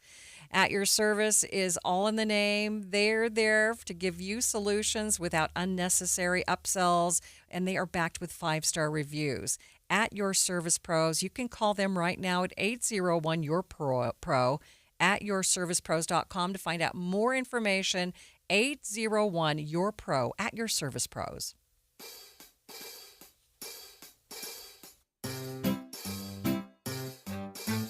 1-877 Cars for Kids. KARS Cars for Kids. 1-877 Cars for Kids. Donate your car today. 1-877 Cars for Kids. KARS Cars for Kids. 1-877 Cars for Kids. Donate your car today. Donate your car today at carsforkids.org. That's cars with a K. Your car, running or not, can be picked up as soon as the next day. You'll get a maximum tax deduction and a vacation voucher. 1-877 Cars for Kids. KARS Cars for Kids. 1-877 Cars for Kids. Donate your car today. Now accepting donations of land, homes, buildings, or any kind of real estate. At BMW of Pleasant Grove, we believe that driving should be more than just a commute. It should be an experience. Feel the perfect fusion of performance, technology, and luxury with our stunning lineup of new and certified pre-owned BMWs. From the exhilarating drive of a 3 or 5 Series to the spacious elegance of an X7, experience a transparent and effortless car buying experience. Visit us at bmwofpg.com. BMW of Pleasant Grove. The ultimate driving machine is closer than you think. For nearly 70 years, Les Olson IT has been the trusted name for businesses. From state-of-the-art printers and copiers to managed IT services, we have the solutions you need to stay ahead in today's world. And now Les Olson IT is trusted and licensed in Utah for security systems, for technology that helps you work smarter. Les Olson IT, providing solutions that empower your business. Les Olson IT. This is the story of the one. As a custodial supervisor at a high school, he knows that during cold and flu season, germs spread fast. It's why he partners with Grainger to stay fully stocked on the products and supplies he needs, from tissues to disinfectants to floor scrubbers. All so that he can help students, staff, and teachers stay healthy and focused. Call 1-800-GRAINGER, click Grainger.com, or just stop by. Grainger, for the ones who get it done. Wesley Financial Group is not a law firm, and Chuck McDowell definitely not an attorney. This is Chuck. If someone talked you into buying something really silly and you want to get out of that silly little thing, my advice, get the facts. Call me and I'll send you our timeshare exit kit absolutely free. Inside, you'll learn how timeshare works and all your options for cancellation. Call Wesley now for your free exit info kit. 800-486-9600. That's 800-486-9600. Thinking about retirement? Make sure a My Social Security account is a part of your plan. A My Social Security account gives you secure access to your personal earnings history and benefit status. You can find out if you're eligible to receive benefits, compare retirement benefit estimates at different ages or dates, view spousal benefit estimates, and more. Plan for your future. Open a My Social Security account at ssa.gov/myaccount. Social Security, securing today and tomorrow. Produced at U.S. taxpayer expense. When it comes to vaping, the truth can get clouded. So let's make it clear. Vaping is not safe for youth. Because vaping can put microscopic particles into your lungs. And dangerous things like metals into your body. And nicotine, which can harm a person's brain development through their mid-20s. With appealing flavors, high nicotine levels, and lots of promotion on social media. Many kids think vaping is harmless, but it's not. So talk to your kids about the risks of vaping. Because when you talk, they hear you. Learn more at underagedrinking.samhsa.gov. Most of us like to be out in the sun. That's why sunscreen and other safety measures are key to protecting your skin from aging and cancer. The FDA recommends using a sunscreen with an SPF of 15 or higher. Also, look for broad spectrum on the label. That means both harmful ultraviolet A and B rays are blocked. Remember, SPF plus broad spectrum equal healthy fun in the sun. Visit www.fda.gov/sunscreen for more information. A message from the U.S. Food and Drug Administration. You're listening to Midday. I'm Maria Shilaos. We are streaming on the KSL News Radio app, sponsored by At Your Service Pros. Homeowners associations, they can have a lot of benefits for keeping a neighborhood clean and safe, but they can also result in a lot of disputes between the HOA and homeowners themselves. Many feel like in 2025, HOA rules are largely arbitrary, and that feeling can lead to disputes between HOAs and the homeowners. Now, a new state office is launching to help guide both homeowners and HOAs through disputes. It's the Office of the Homeowners Association Ombudsman with the Utah Department of Commerce. Joining me now to explain more about that office is the new director, Erin Ryder. Erin, thanks so much for spending a few minutes with me. Well, thank you for having me, Maria. It's great to be here. So let's back up a bit. This office was created through a bill in the last legislative session. And what was the motivation for that bill? Right. I think one of the big goals was transparency and providing a resource for Utah homeowners. The legislature had Representative Walter in particular, who ran the bill, had a number of folks come to him and express concerns about the fact that they didn't know where to go to find resources to deal with some of these issues that they were having in HOAs. And so this office was created to both provide some transparency in the HOA industry and also to provide a resource to both homeowners and to associations. Erin, describe exactly what your office will do. Yeah, so the office is going to have three main priorities. The first is an HOA registry. Now, if you are part of an HOA, you may or may not know that the Department of Commerce has already had a registry up and running, but we are doing this in an entirely new system. The bill that created our office has also added a requirement that each HOA has to renew their registration with the Department of Commerce on an annual basis. And so one of the big things I want to make sure people understand is that if you live in an HOA, if you're part of a board, then you need to re-register with the Department of Commerce. That registration will provide information to homeowners who live in that association. So if you need to know who your board members are, who your president is, if you have a manager that helps to run the community, et cetera, or if you're buying into an HOA, if you're a sales agent in the real estate market and you need to know who the payoff contact person is, you can come and search that registry and find that information. So that's the first thing the office is going to do, is run that registry. The second thing is we can issue advisory opinions on questions of state law. This is a new function for the office. So if a homeowner or an association feels like there's been a violation of state law in their community, they can request an advisory opinion from us. We'll take a look at it and then issue an opinion. And the point of that is to help just kind of clarify the law and make sure that people understand their rights and responsibilities when they live in these communities. And if you're on the board, that you know how to run the community and that you've got the resources you need to do that. And then the third component kind of supports both of those other two functions, in that we are here to provide education and information about what it means to live in an HOA community. So if you want, you can request that someone from our office come out and give you and your neighbors a training on what it means to live in an HOA. If you're looking to buy into an HOA and you have questions, you can call us. If you're part of an industry group of professionals, we're happy to come out and talk about what that means. And as we go through this, we're going to look at the types of questions that we're getting in the office and make sure that we're putting resources on our website, hoa.utah.gov, to make sure that people understand, again, how to be successful when they live in these communities. So when a homeowner comes to you with a complaint, are you on the side of the homeowner, or are you side of the HOA, or neither? We are a neutral entity. So our job is to go into this and to say, we're not coming into this assuming that there are good guys and bad guys. We know that people who live in these communities, especially people who take on board positions, often are trying to do it out of, best intentions. And sometimes you take turns on the board, and, there are a whole bunch of reasons why you end up on the board. And often those board members really are trying to do their best. These communities are just getting increasingly complex to run, and we understand that. And I think that's one of the reasons why this office was created.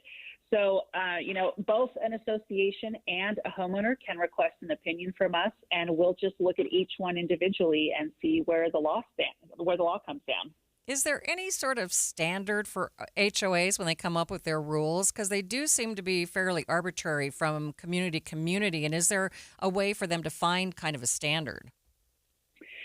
Yeah, that is a great question, and it's something that we're going to be looking at as we get into the process here. Right now, Utah's a little bit of a Wild West when it comes to HOAs and rules. Usually, if you buy into a community that was built by a developer, there's an attorney who probably put the initial set of rules together. There are state laws that govern some of the rules, things around solar panels or electric vehicles or political signs, or even caps on certain fees that you can charge. But there aren't a ton of laws around this. And so we're going to kind of look at that as time goes on. I think there are a lot of people who are kind of waiting to see what issues come into our office, and that may inform some policy decisions down the road. So, you know, it is a little bit of a Wild West. What I would say is if you're on a board and you have questions, don't hesitate to call into our office.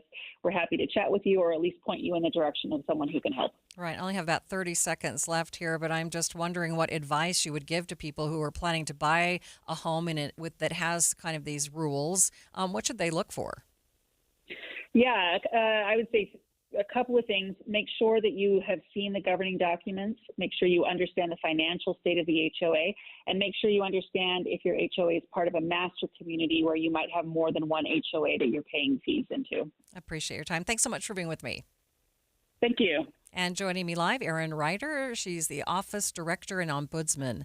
And you can get more information on the office and find additional resources at hoa.utah.gov.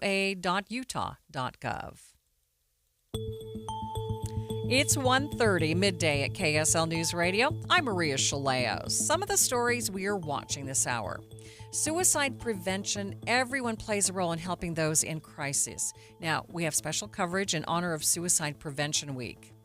The right place at the right time. You won't want to miss the story of how a baby's birth saved the life of the newborn's grandpa. And KSL traffic, Ricky. We do have a new accident. This is in the Murray area, I-215 southbound near the I-15 junction, about 3rd West, but out of traffic. Maria? Oh, hope you're set for some cooler temperatures.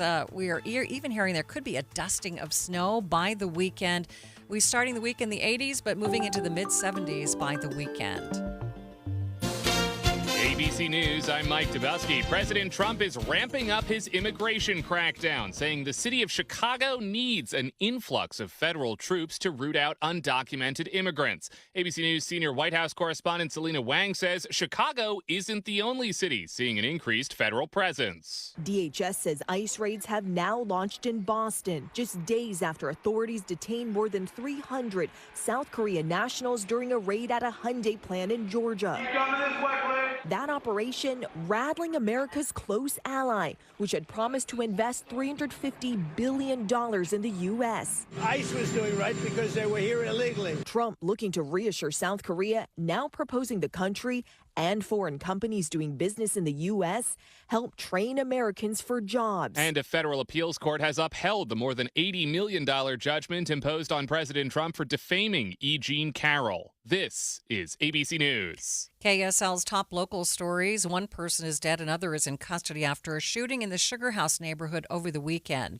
Salt Lake City Police Sergeant Miles Southworth says it started as a fight between two groups early Saturday. A little after midnight, we had two groups get into an argument that turned into a physical altercation. At one point, one person pulled a gun and shot at another person, striking them and killing them. Southworth says a suspect later turned himself into police. They are looking for any other suspects. Also in Sugar House, drivers who use 13th East need to plan for lane shifts and delays for the next few weeks around I-80. KSL News Radio's Heather Kelly explains.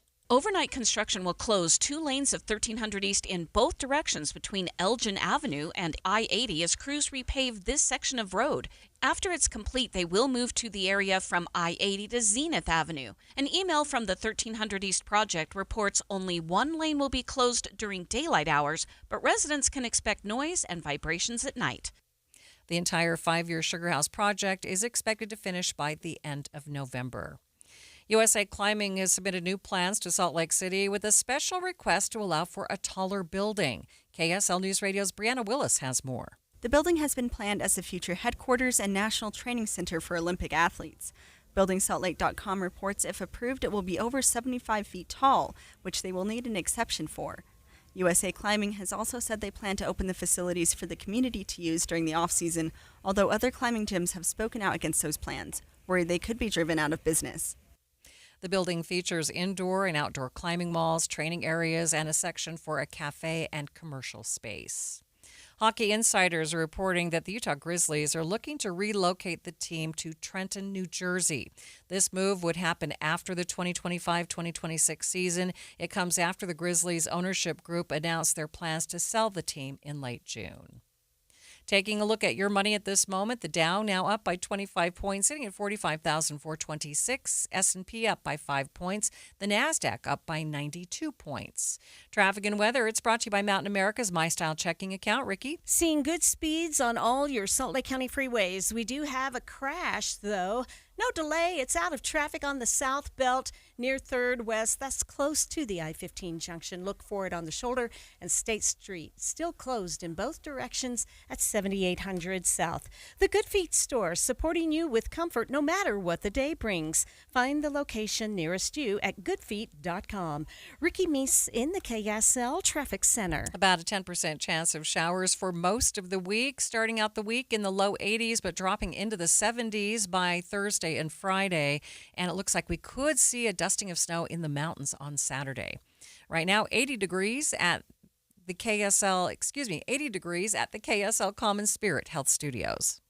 Mornings are for recharging. And they're for starting your day right. We volunteer to join you in the car. Get news and weather at 102.7 FM during the most important part of your day. Andy and Amanda, each morning between 5 and 9 on KSL News Radio. Any Hour Services free furnace sale is going on right now. If you haven't scheduled your free estimate yet, what are you waiting for? Call Any Hour Services today or schedule online at anyhourservices.com. Many people worry they're not making the right investment choices inside their 401ks. Did you know that you might have a little-known opportunity to add some additional investment choices to your 401k and get the help and recommendations you've been looking for? This exciting feature is called a self-directed brokerage window. And the best part? The money still stays within your 401k. Learn how the trusted advisors at Capital Wealth may be able to expand your investment portfolio. To learn more, call or text the word VISIT to 801-877-9800 or go to CapitalWealth401k.com. Improving your 401k might mean the difference of retiring a few years earlier. Let's find out. Schedule your no-cost 15-minute consultation with the Capital Wealth team today. Call or text the word VISIT to 801-877-9800 or go to CapitalWealth401k.com. Advisory services offered through Capital Wealth Advisors, LLC, a state of Utah registered investment advisor. Ticket packages for the Utah Mammoth 2025-26 season are available now. From full season and half season packages to mini plans and other flexible options, choose the ticket package that fits you best and be part of the action all season long. Call or text 801-325-PUCK to talk with a rep or visit nhl.com/Utah/tickets/season tickets to learn more. You are listening to Midday. I'm Maria Shilaos. According to data from the Utah Department of Health and Human Services, roughly 685 Utahns die by suicide every year. And research shows that thousands of Utahns range from having suicidal thoughts to actually attempting suicide. Dr. Amanda McNabb is a licensed clinical social worker and the manager of the crisis line at the Huntsman Mental Health Institute.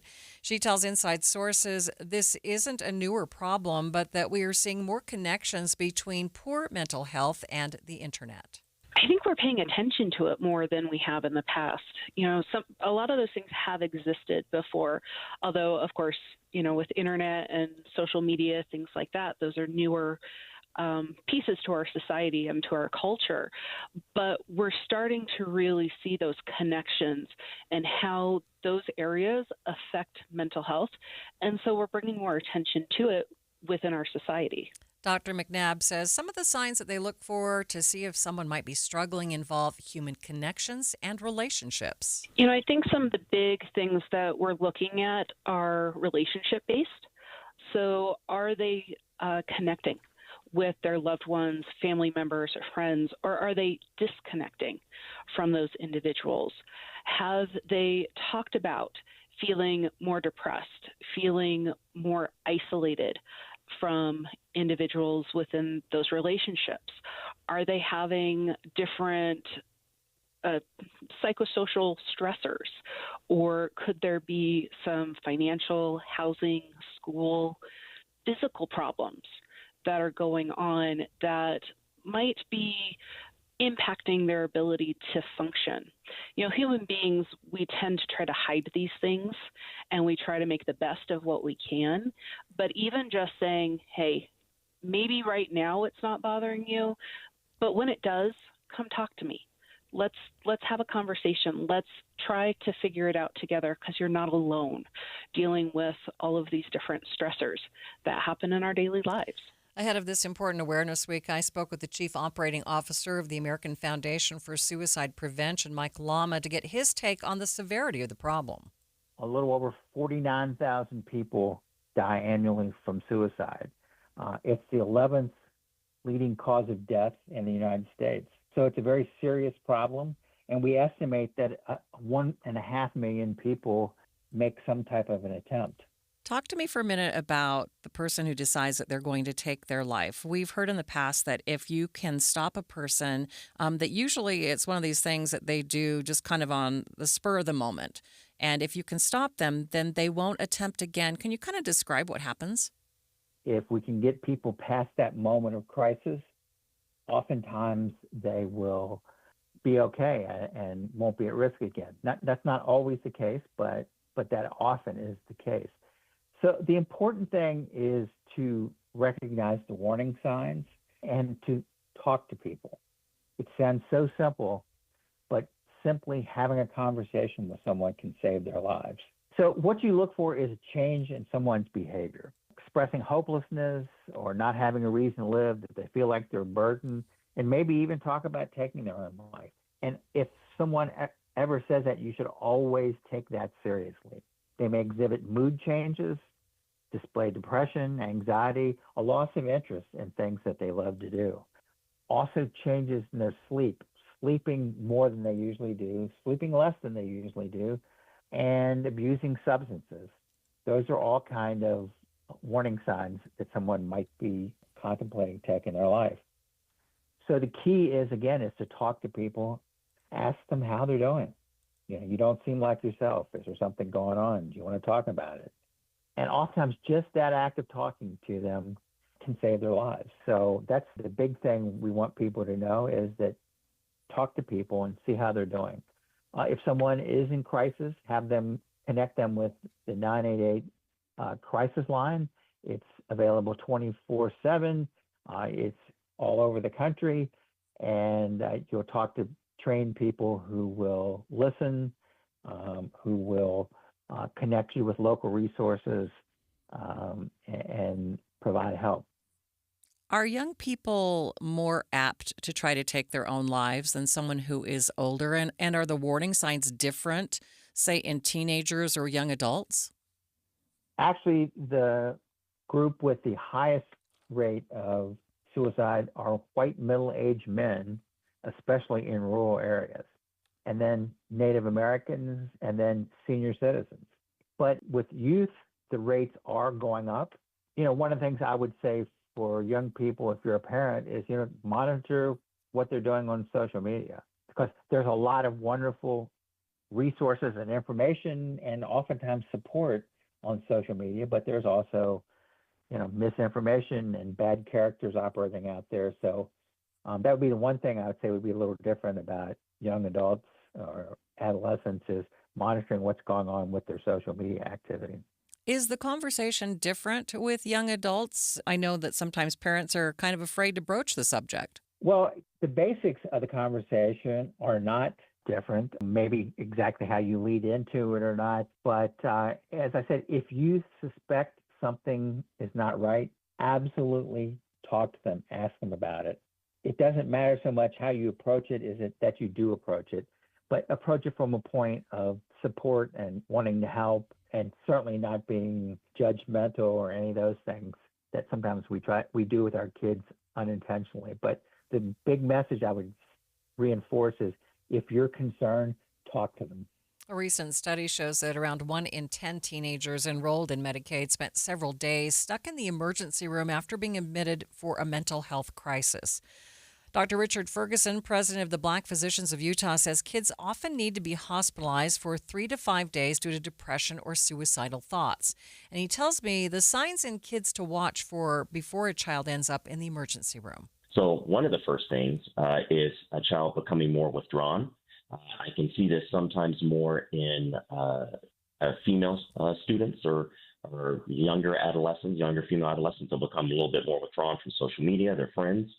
And then when I've seen in males, when they're presenting worsening depression, they will actually have increased anger.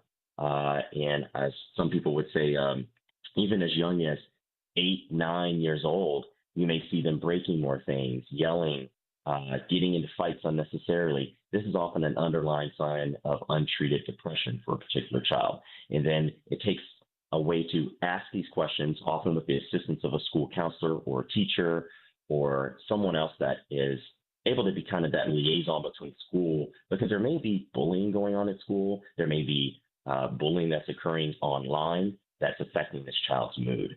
So I think someone does not need to sort of have a hawk eye on their child at all times, but being more withdrawn from social media, not wanting to socialize with others is often some early signs that depression is worsening. And then, of course, if you're seeing something such as self-mutilation, where there's cutting, or your child's starting to wear long sleeve shirts or long pants in the middle of the summer, it doesn't seem to make a lot of sense. They're no longer wanting to go to the pool because they're getting some relief with cutting.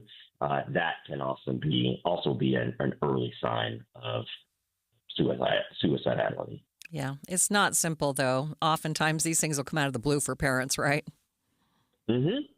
Yeah, and I think it's sometimes I think a lot of it comes with building the relationship with the coaches, that maybe if your child's in a sport, or particular teachers, to understand I noticed their grades are going down. Is there something else that I'm not aware of?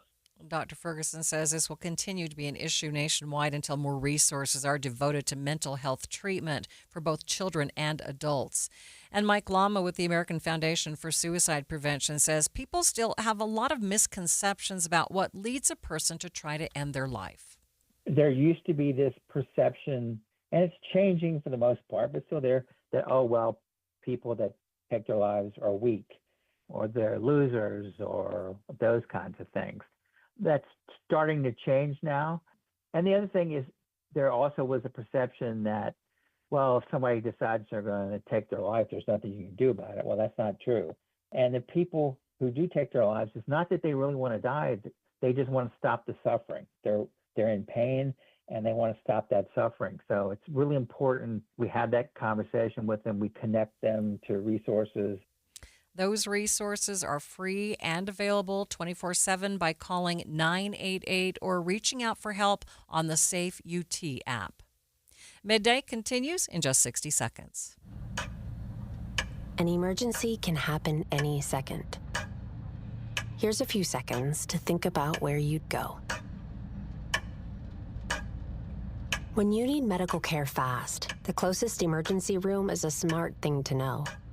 Common Spirit Health ERs are your direct path between feeling scared or uncomfortable and feeling better. Find emergency care in your neighborhood at mountain.commonspirit.org. Come on, the meeting's already started. Sometimes it's important. Last call, boarding gate number 9. Sometimes it's urgent. Tripper alarm. Sometimes it's vital. Hospital treatment within 1 hour of a stroke can prevent lifelong disability. If you notice someone experiencing sudden weakness on one side or having a problem speaking, walking, or seeing, call 911 fast. Stroke. Know the signs. Act in time. A message from the National Institute of Neurological Disorders and Stroke. Just less than 17,000 people call the Avenues neighborhood of Salt Lake City home. That's according to data from the 2020 census. That means nearly a tenth of the capital city's population lives there in the hills northeast of downtown. Now, Salt Lake City leaders are looking to update the community plan for the neighborhood for the first time in nearly 40 years. Many of the homes in the area were built before 1920, and there's been little new development in about the last 50 years. KSL.com's Carter Williams explained the plans, which are still in their infancy, on Inside Sources this morning. By the gist of it, it sounds like this is kind of, looking at what sort of long-range plans residents would like to see.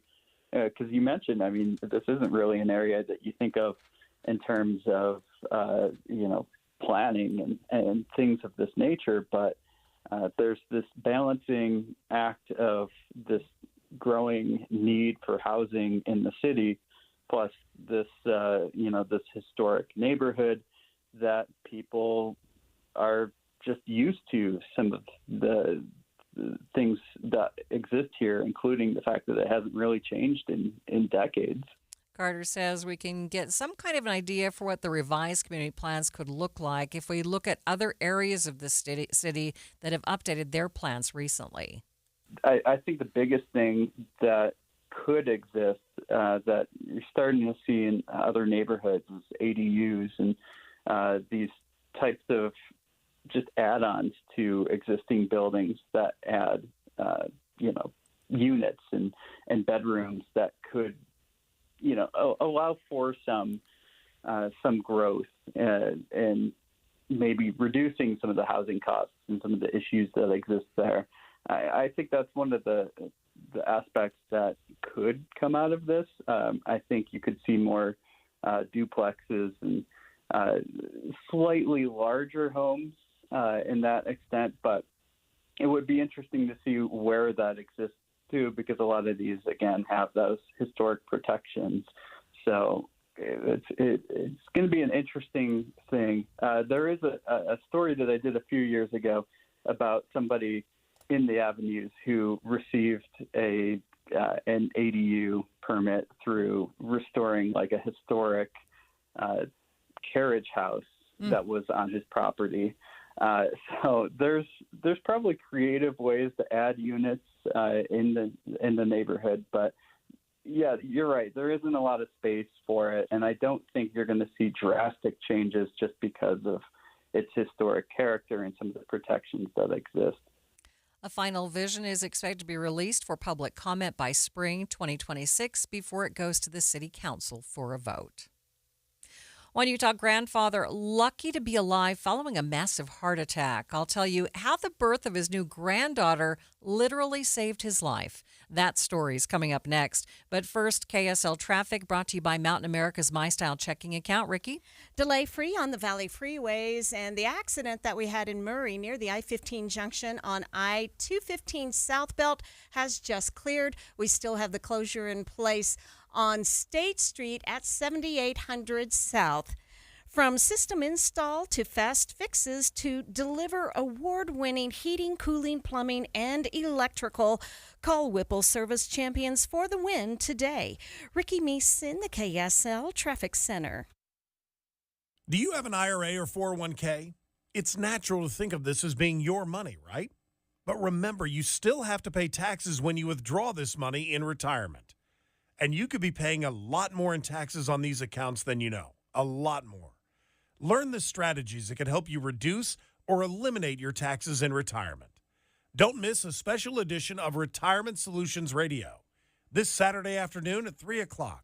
Right here on KSL News Radio 1027. Respiratory virus season is quickly approaching, meaning we'll see more flu, COVID, and RSV in our community. The good news is vaccines are available that will help prevent these infections and keep people healthy. For flu and COVID, everyone aged 6 months and older are recommended to be vaccinated to help protect ourselves and our families against serious illness. Fall remains the best time to be vaccinated. Respiratory viruses circulate year-round, but peak late fall through winter. Your doctor can recommend which vaccines are best for you and your family. Brought to you by Intermountain Health and KSL News Radio.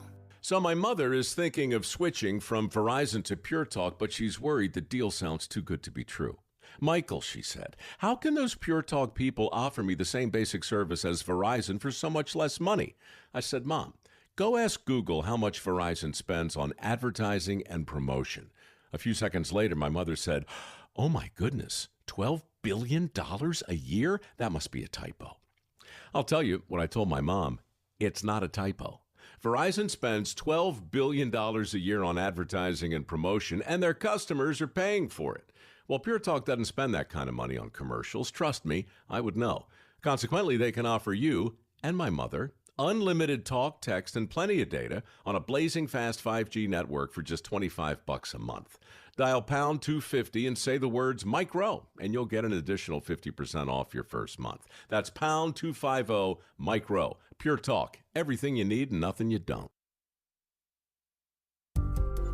This is Midday. I'm Maria Shilaos. A 53-year-old man is lucky to be alive after collapsing with no pulse while visiting his new grandbaby at the hospital.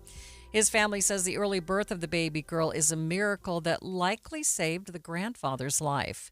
Toby Alt's wife, Valerie, tells KSL 5 TV's Andrew Adams that she had to coax her husband into coming with her to the hospital that morning. Well, he wasn't going to come up actually on the 4th until in the afternoon because we had several people here, several family members, and they only allow, of course, so many in the room. And I coaxed him. I said, "No, you better come to now, and then you can do your work in the afternoon." So, fortunately, he came with me. Toby's daughter, Ashanti, says that what happened next was very scary and dramatic. And he fell to the couch, so my mom ran over, and I also got like a burst of adrenaline, even though I was like just had a C-section, and we ran to him, and he rolled over, and he looked gone. So my aunt ran out of the room screaming for help. I pushed the call button on the bed, and just within seconds, there was over 20 people in the room. I had to leave the room. I was freaking out. It was just a lot. But Gia couldn't leave the room, so she had to stay in here with my tia, and she got to witness all of it, her second day of life. But we sat right outside the store and we could just hear everything, and all we would hear is clear. So we knew he wasn't responding because we heard it 4 times. And then finally we heard him kind of like gurgling, I guess, and yelling. And then they took us further away because it was just too much to handle. Yeah. ER nurse Dirk McLeod was part of that team at Cache Valley Hospital that jumped into action. So it was actually called as a code blue overhead. One of the techs over on the labor and delivery center, when the family got their attention, pulled the code blue call light, and it gets paged overhead. So we run in not knowing exactly what we have going on. Basically found a gentleman on the floor, passed out. Family had thought that maybe he had had a seizure, but on our quick exam, quickly found out that he had no pulse. And he says it was a good thing that Toby was already in the hospital. So basically it ended up being a rhythm problem with his heart, basically an electrical issue. And so the thing that was performed was CPR, and then we ended up delivering 4 shocks through a defibrillator that ended up converting him back into a sinus rhythm.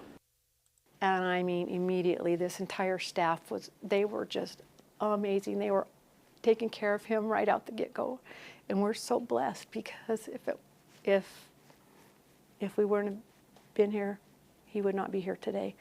For Nurse McLeod, it was a trauma that hit him personally. So that one hit a little close to home for me just because I'm the same age as that gentleman, and at 53 years old, and I've got a grandchild, and so it kind of hit close to home to be able to bring him back and be able to have him have some life and time with his family and brand new grandbaby. He's bruised from head to toe pretty much with all the work that was done on him and, you know, all the pricks and everything like that. But he's alive and he's doing really well right now. Toby now has a new pacemaker and the entire family is doing well.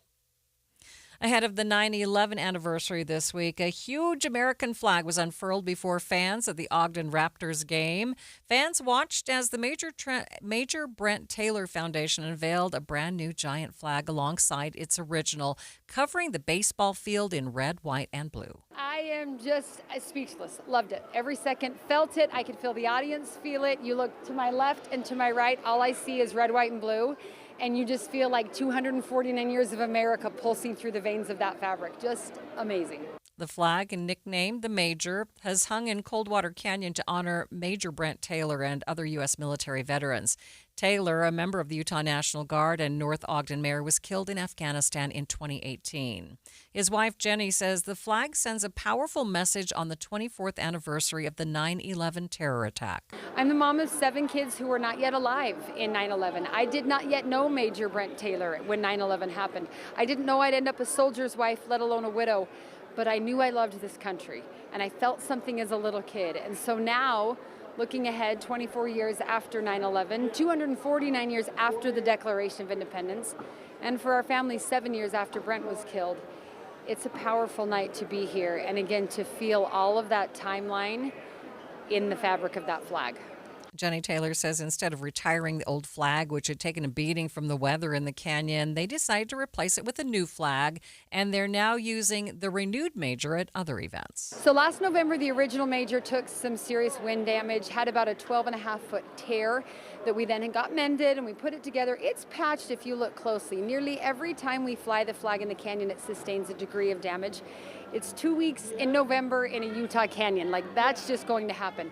When it took that big hit last November, we realized it would no longer be able to fly in the canyon while still maintaining the respect and the integrity of the American flag. So we started thinking about retiring that flag and replacing it with a new one.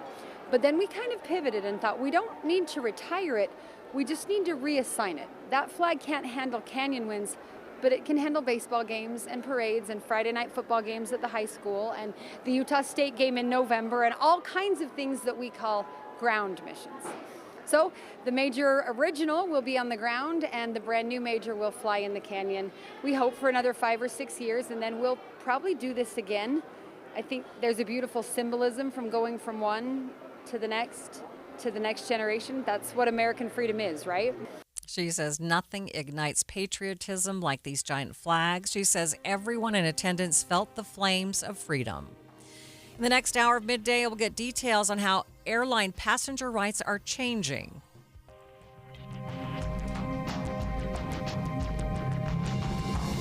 KSL FM Midvale. KSL Salt Lake City. From the KSL Common Spirit Health Studios, this is KSL News Radio. Utah's news, traffic, and weather station. As we near 1 month of school this year, parents in Davis County say that they are still having troubles with the buses in their district. Literally, they didn't find out that there was no bus driver for that route until the day of school when nobody showed up to pick up the kids. The time is 2 o'clock on Monday, September 8th. It's midday. I'm Maria Shilaos. We'll get an in-depth look at the problem families are facing and why the district says this is the week the problems will be resolved. Also this hour, the cheering at the Maverick Center could go silent if rumors of the Utah Grizzlies leaving the state are true. We'll break that down with KSL Sports. But first, our top stories. Some teacher behavior guidelines are being discussed by the state school board, and it's gaining traction online. KSL News Radio's Alexandria Bonilla reports. The use of the word immoral in particular is gaining attention, but proposing board member Christina Bogus says that's taken straight from Utah law. Bogus says rules for teachers are scattered all over Utah code, and this is just a move to consolidate them into one place. There's some, I would call it clunky language in our current rule that has needed fixed for a long time. And this eliminates that clunky language to provide clarity for all parties. Bogus says 80% of the writing in the proposal are rules that already exist for teachers, and this is not an overhaul. The Utah Education Association is not on board with the update, but in the recent board meeting, Dr. Sarah Jones said it's because they don't believe it went through the proper channels. We ask you to reject these drafts that are brought forward today and ensure that any changes follow your regular open process that allows for input for the best interests of both educators and students and the parents that they serve. Bogus rejects those claims. Alexandria Bonilla, KSL News Radio. Our top national story from ABC News. The Supreme Court has set aside restrictions that a lower court judge put on ICE in and around Los Angeles. Those restrictions blocked ICE from profiling people based on their race, whether they speak Spanish or the type of jobs they work. The court didn't explain its move, but conservative Justice Brett Kavanaugh wrote to say it's common sense that ICE shouldn't be encumbered in an area where so many people in the country illegally live and work. Even as U.S. citizens said they were aggressively stopped by ICE, Kavanaugh described such encounters as brief. Dissenting Justice Sonia Sotomayor says the court's move threatens the rights of those who, quote, happen to look a certain way, speak a certain way, and appear to work a certain type of legitimate job that pays very little. That is ABC News national correspondent Stephen Portnoy. Florida authorities say a student had a gun on the bus on his way to elementary school. ABC's Brian Clark has more. A 9-year-old is facing multiple criminal charges after police in Ocala, Florida say he brought a loaded .38 caliber revolver onto a school bus. Police responding to a report of someone with a gun said other students pointed out the 9-year-old who initially resisted officers. Nobody was hurt, and authorities say the boy admitted that he had no intention of hurting anybody. Authorities say he got the gun without permission from a relative's secure bedroom. Brian Clark, ABC News. Taking a look at your money at this moment, the Dow was up more than 114 points at the close, sitting at 45,514. S&P up by 13 points, the Nasdaq up by 98 points. Traffic and weather, it's brought to you by Mountain America's My Style checking account. Ricky? Maria, we've had a little bit of unusual busy and slow traffic on northbound I-15 in Sandy. It's going past 90th South on the way to 7200 South. I don't have anything reported yet. We'll keep an eye on it. We still have a partial closure in place on State Street in Midvale. Southbound traffic is open, but northbound still closed at 7800 South. Ricky Meese in the KSL Traffic Center. The high today and tomorrow in the low 80s before dipping into the 70s for the rest of the week. We're looking at 79 on Wednesday, 76 on Thursday, and just a slight chance of showers all week. 80 degrees at the KSL Common Spirit Health Studios. A reminder about the simplest way to get updated for your day. Hit your KSL preset when you jump in the car, and we'll take care of the rest. Hear key news updates and traffic reports. Andy and Amanda from 5 to 9 in your car. KSL News Radio at 102.7 FM. The Utah RV Super Show, the premier RV event of the year, is back at the Mountain America Expo Center Thursday, September 11th through Sunday, September 14th. Come see new 2026 models and special closeout pricing on all 2025 models. The Utah RV Super Show is offering family passes Thursday, September 11th for $10 per family. Unplug from distractions and plug into family at the Utah RV Super Show. Discount passes at UtahRVSupershow.com. Think you know what a symphony does? Think again. We play Brahms and Beethoven, yes, but we also do movie nights on the big screen, tributes to iconic pop and rock artists, and epic nights with nostalgic music that takes you back. Ready to explore?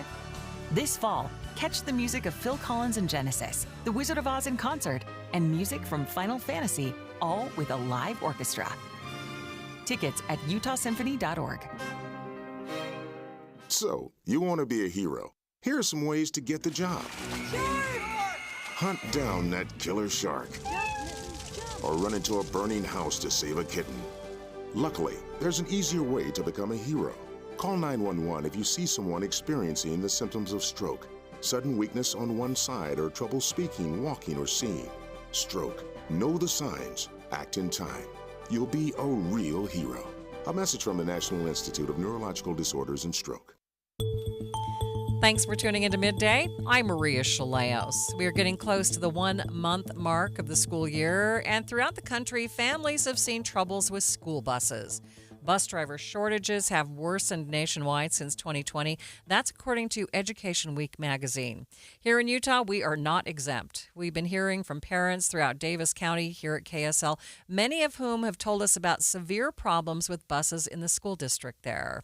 KSL News Radio's Heather Peterson has been digging into their claims. She joins me now live with what she's found. So, Heather, what started these specific issues in Davis County? So this all stems from a change the district made over the summer in their bus routing software. It's been about 3 weeks now since school started, and parents have reached out to us frustrated and forced to find other solutions for their children since these problems cropped up. Here's one parent I talked to, Christina, who has a 9th grader in Layton. She says what should be a 10-minute ride to school for her son ends up being a 40-minute drive past the school to Kaysville and back. My child is being bused into Kaysville past the school every morning, and this I'm not consented to that. I feel like that's not okay. And I don't understand why the same kids in the same neighborhood that have always taken the bus together are now on different buses. And it doesn't make any sense that you would take, a bus route just off Antelope in Layton and send it down to pick up in Kaysville when there's obviously got to be routes on that side of the school. Like there has to be buses already on that side of the school that are closer to picking up. And she said she didn't find that out until he got home late from school the first day. He's been just barely making it to school in time and arriving home late every day, which makes it complicated because he has a part-time job after school to get to. Christina also says she's a friend in North Salt Lake who told her that they weren't even informed they would they didn't have a bus on the first day of school. Literally, they didn't find out that there was no bus driver for that route until the day of school when nobody showed up to pick up the kids. Christina says she's been frustrated. They've experienced these issues and they're not getting a lot of answers from the district. Supposedly, this is the result of new transportation software, but there has been almost no communication with the parents. So after hearing all these accounts, I managed to get some answers about what's going on from the Davis School District. Communications Director Chris Williams told me they didn't realize there was a problem until school started. What happened over the summer was we had a routing software program that was no longer supported. So we had to update to a new program that the company outside of our school district provided us. And so what that program did was it made new routes.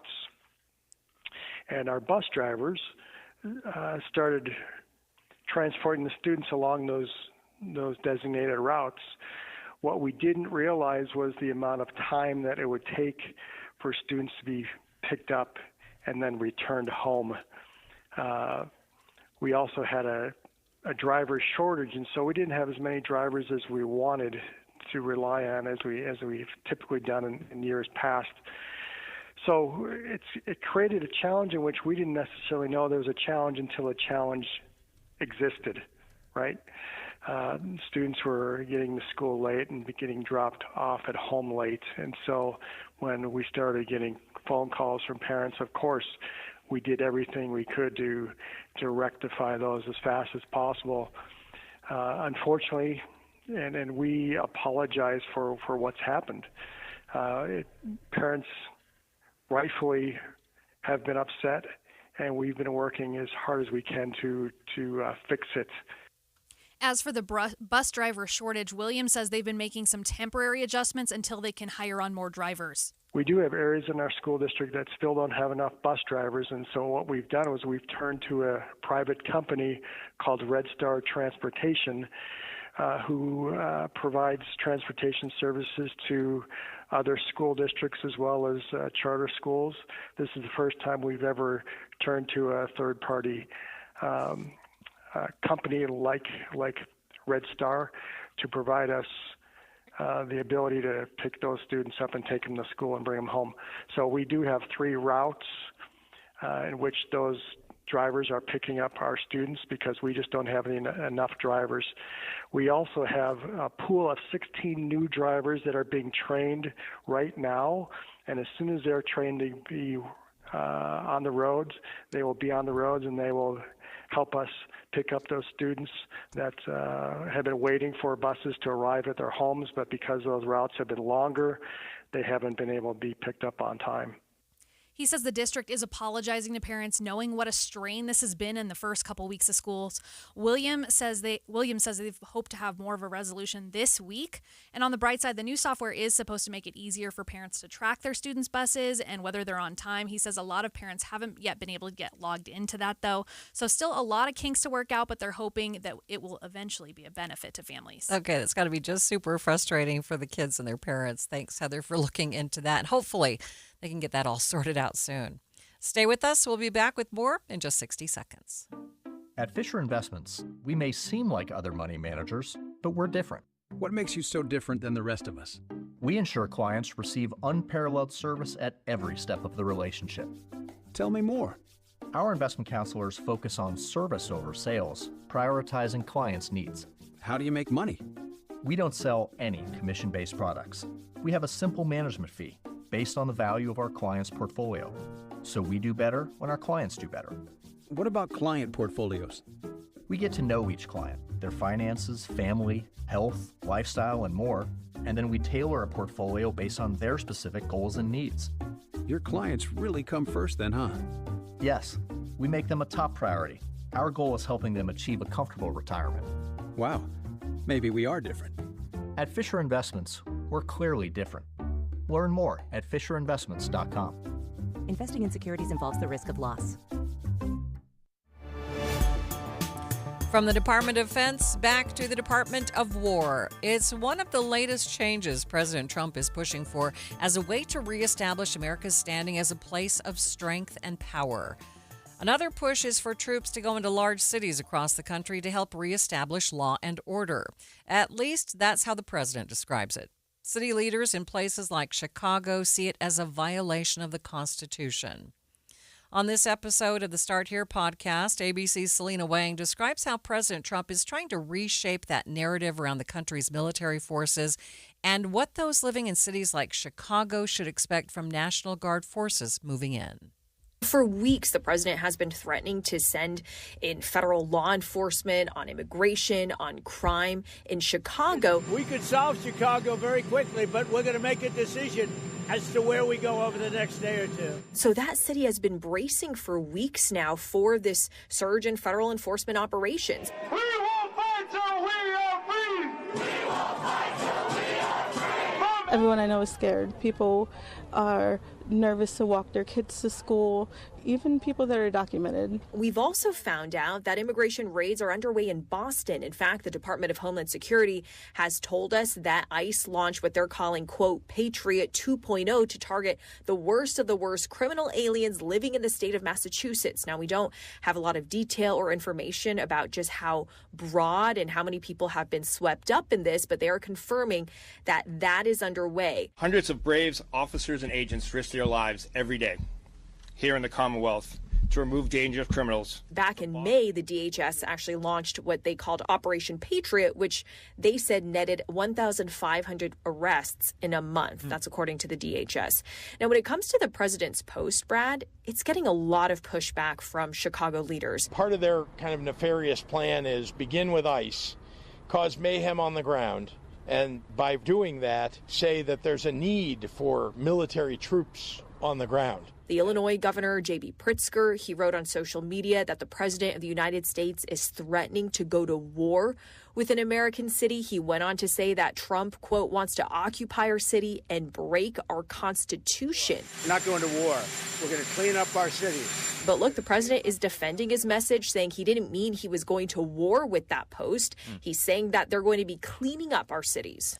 ABC's Selena Wang spoke directly to the president about these plans, asking him what the target of these plans truly is. I pressed the president actually on why he's targeting Democratic strongholds, to your point, like Boston and Chicago. And take a listen to the exchange I had with the president here. Why target Chicago and Boston when there are cities in red states with higher crime rates? Yeah.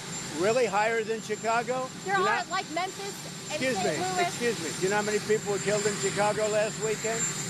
8. You know how many people were killed in Chicago the week before? 7. You know how many people were wounded? 74 people were wounded. You think there's worse than that? I don't think so. Brad, the FBI statistics show otherwise. I specifically brought up Memphis and St. Louis because those are two red state cities, and they have significantly higher murder rates than both Boston and Chicago. Right. It's all about proportion, right? Like you could say, like, the U.S. has more murders every year than Haiti, and yet we know Haiti, as a smaller country, has a much bigger murder problem right now.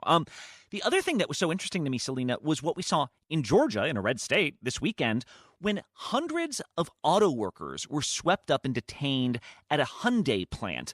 These auto workers were South Korean, and reportedly, like, these are not people who just, like, found their way to America to work in whatever they can. Like, they're specialized auto workers who were brought in to work at, you know, car manufacturing plants with Korean engines, and yet they have now been sent away. What happened here? Yeah, exactly. This was hundreds of South Korean nationals. This was a raid just a few days ago, and Hyundai said those workers detained, they didn't work directly for the company, but for a network of subcontractors that the plant used. The investigation resulted in the arrest of 475 individuals. U.S. officials are characterizing this as the largest single-site enforcement operation in the history of Homeland Security investigations. Now, this really rattled a close U.S. ally. I mean, this is a country that recently pledged to invest billions into the United States, hundreds of billions. And the South Korean government expressed concern. The foreign ministry said, quote, the economic activities of our companies investing in the U.S. and the rights and interests of our nationals must not be unfairly violated. But it looks like this tense few days is coming to some sort of diplomatic resolution. We've learned that South Korea has reached a deal with the U.S. to release more than 300 auto workers that were detained, and plans are now underway for them to fly home on a chartered flight. We want to get along with other countries, and we want to have a great, stable workforce. And we had, as I understand it, a lot of illegal aliens. On Friday, the president was asked whether this Georgia raid signals a clash between his immigration agenda and his economic goals. At the time, the president said if those workers were here illegally, well, they need to be removed. ABC's Selena Wang describing the president's immigration and National Guard plans on the Start Here podcast hosted by Brad Milkey. No one enjoys delayed or canceled flights. It can be a terrible start to what's supposed to be a great vacation, or it can be the last thing keeping you from getting home and back to your warm, cozy bed. Well, now a proposed rule to compensate airline passengers for those annoying and even costly delays and cancellations now scrapped. ABC News' Melissa Adon has details. No one enjoys delayed or canceled flights, right? We know that. But look, this airline compensation plan first brought on by the Biden administration is getting scrapped. The Department of Transportation says it's dropping the proposal, which sought to require airlines to compensate passengers starting at $200 upwards to even $775, plus lodging, meals, and other travel expenses when there were cancellations or significant delays caused by the airline. That includes mechanical or system failures. But now, under the Trump administration, the DOT is looking to scrap that plan, and airlines have pushed back. Industry trade group Airlines for America is actually welcoming the move, saying this rule could have led to higher airfares. Now, currently, airlines are required to offer refunds if a flight is canceled and a passenger chooses not to fly, and that is not expected to change. But the Consumer Federation of America points to just how expensive delays and cancellations can become when you have to pay for those unexpected travel expenses and even sometimes those rebooking fees. Well, as for the consumers, experts say know your rights. There's a DOT consumer rights dashboard, and that's clear. It lists every U.S. airline and what they are expected to provide for passengers. You can find that consumer rights dashboard at transportation.gov/airconsumer. Are the rumors true? Hockey insiders across the country saying the Utah Grizzlies will leave the Maverick Center soon. Could the cheers go silent? KSL Sports will join us next with details. But first, it's KSL Traffic. It's brought to you by Mountain America's MyStyle checking account. Ricky? Crews have just wrapped up a crash at 7th South and 10th West, and we still have the closure of northbound State Street in Midvale at 7800 South due to an earlier accident. No matter the weather, your feet can feel fantastic. Find the Good Feet location nearest you at goodfeet.com. Ricky Meese in the KSL Traffic Center. If you have received a quote for a new furnace or an AC and it felt more like a sales pitch than a solution, you are not alone. Many home service companies in Utah have been bought out by big corporations that are focused on profits and not people. I just recently bought a furnace and air conditioner from At Your Service Pros, and they are different. Locally owned, family operated, 5-star rated, and trusted by Utah families for more than 20 years. Now let them help you with their $49 furnace tune-ups, $39 electrical inspections, and $75 off electrical repairs, because they know that things are tight and they want to help you prep your home affordably for winter. Now get a free second opinion because you deserve honest answers. If your system can be repaired, they'll fix it. And if it needs replacing, they'll show you affordable options. They'll tell you about all the rebates you can get, home energy rebates. Their goal is to earn your trust and not to upsell you. Let them help you. Go to At Your Service Pros for your go-to heating, air plumbing, and electrical needs. Call them at 801-YOUR-PRO or visit them at atyourservicepros.com. That's At Your Service Pros, 801-YOUR-PRO. I am not a rich woman, but I feel like a rich woman every time I go in my closet. The best, hands down, present I've ever received was my husband secretly redid my closet with Closets by Design. So now when I go in there, there aren't all these shoes just junked on the floor. They're neatly sitting on their shelves. And my necklaces are hanging on their individual hooks, and earrings are in their little squares in this soft drawer that pulls out. It's just gorgeous. In fact, he saw how much I loved it. He had Closets by Design redo the garage. So now all the stuff, the tools, the toys, the junk is all in cabinets. When you open our garage door, you see cars. That's it. It's amazing. The things that Closets by Design can do, and it's going to save you money right now because you get up to 40% off plus an additional 15% off with 18-month financing. You can do so much with your closet, much more than you realize, with this wonderful Utah company, Closets by Design. Find out more at 1-800-BY-DESIGN or closetsbydesign.com. Drivers who switch and save with Progressive could save hundreds. With that kind of money, you could go big time and skip the regular line at the airport and pay for speedy security. Imagine not having to quickly unpack and pack at the place you already came packed to. And wearing your shoes the whole time you're there? You can't put a price on that kind of luxury. Well, actually you can, and you paid for it. Switch to Progressive and you could save big time for speedy security. Progressive Casualty Insurance Company and affiliates, not available in all states. Potential savings will vary. What is your next success story? At University of Maryland Global Campus, you can succeed again with more than 135 affordable online degrees and certificates to help you move your career forward.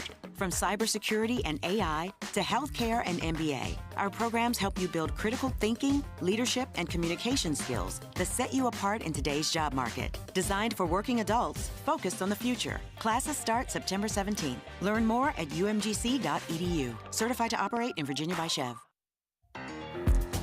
You are listening to Midday. I'm Maria Shilaos. We are streaming on the KSL News Radio app, sponsored by At Your Service Pros. National Hockey Insiders sounding the alarm today that the Utah Grizzlies are leaving the Intermountain West and heading to New Jersey for the 2026-2027 season. Now, the team hasn't officially said anything yet. Let's get the latest with our own KSL Hockey Insider, Jay Stevens. Jay, thanks for being with me. Yeah, glad to be here. So what do we know? What have you heard? Well, this is a story I actually broke about 2 months ago. I knew the sale was coming through. The Utah Grizzlies were going to be sold to this group out of New Jersey. They already had a rink where they used to have the New Jersey Titans. Everything was set and ready to go.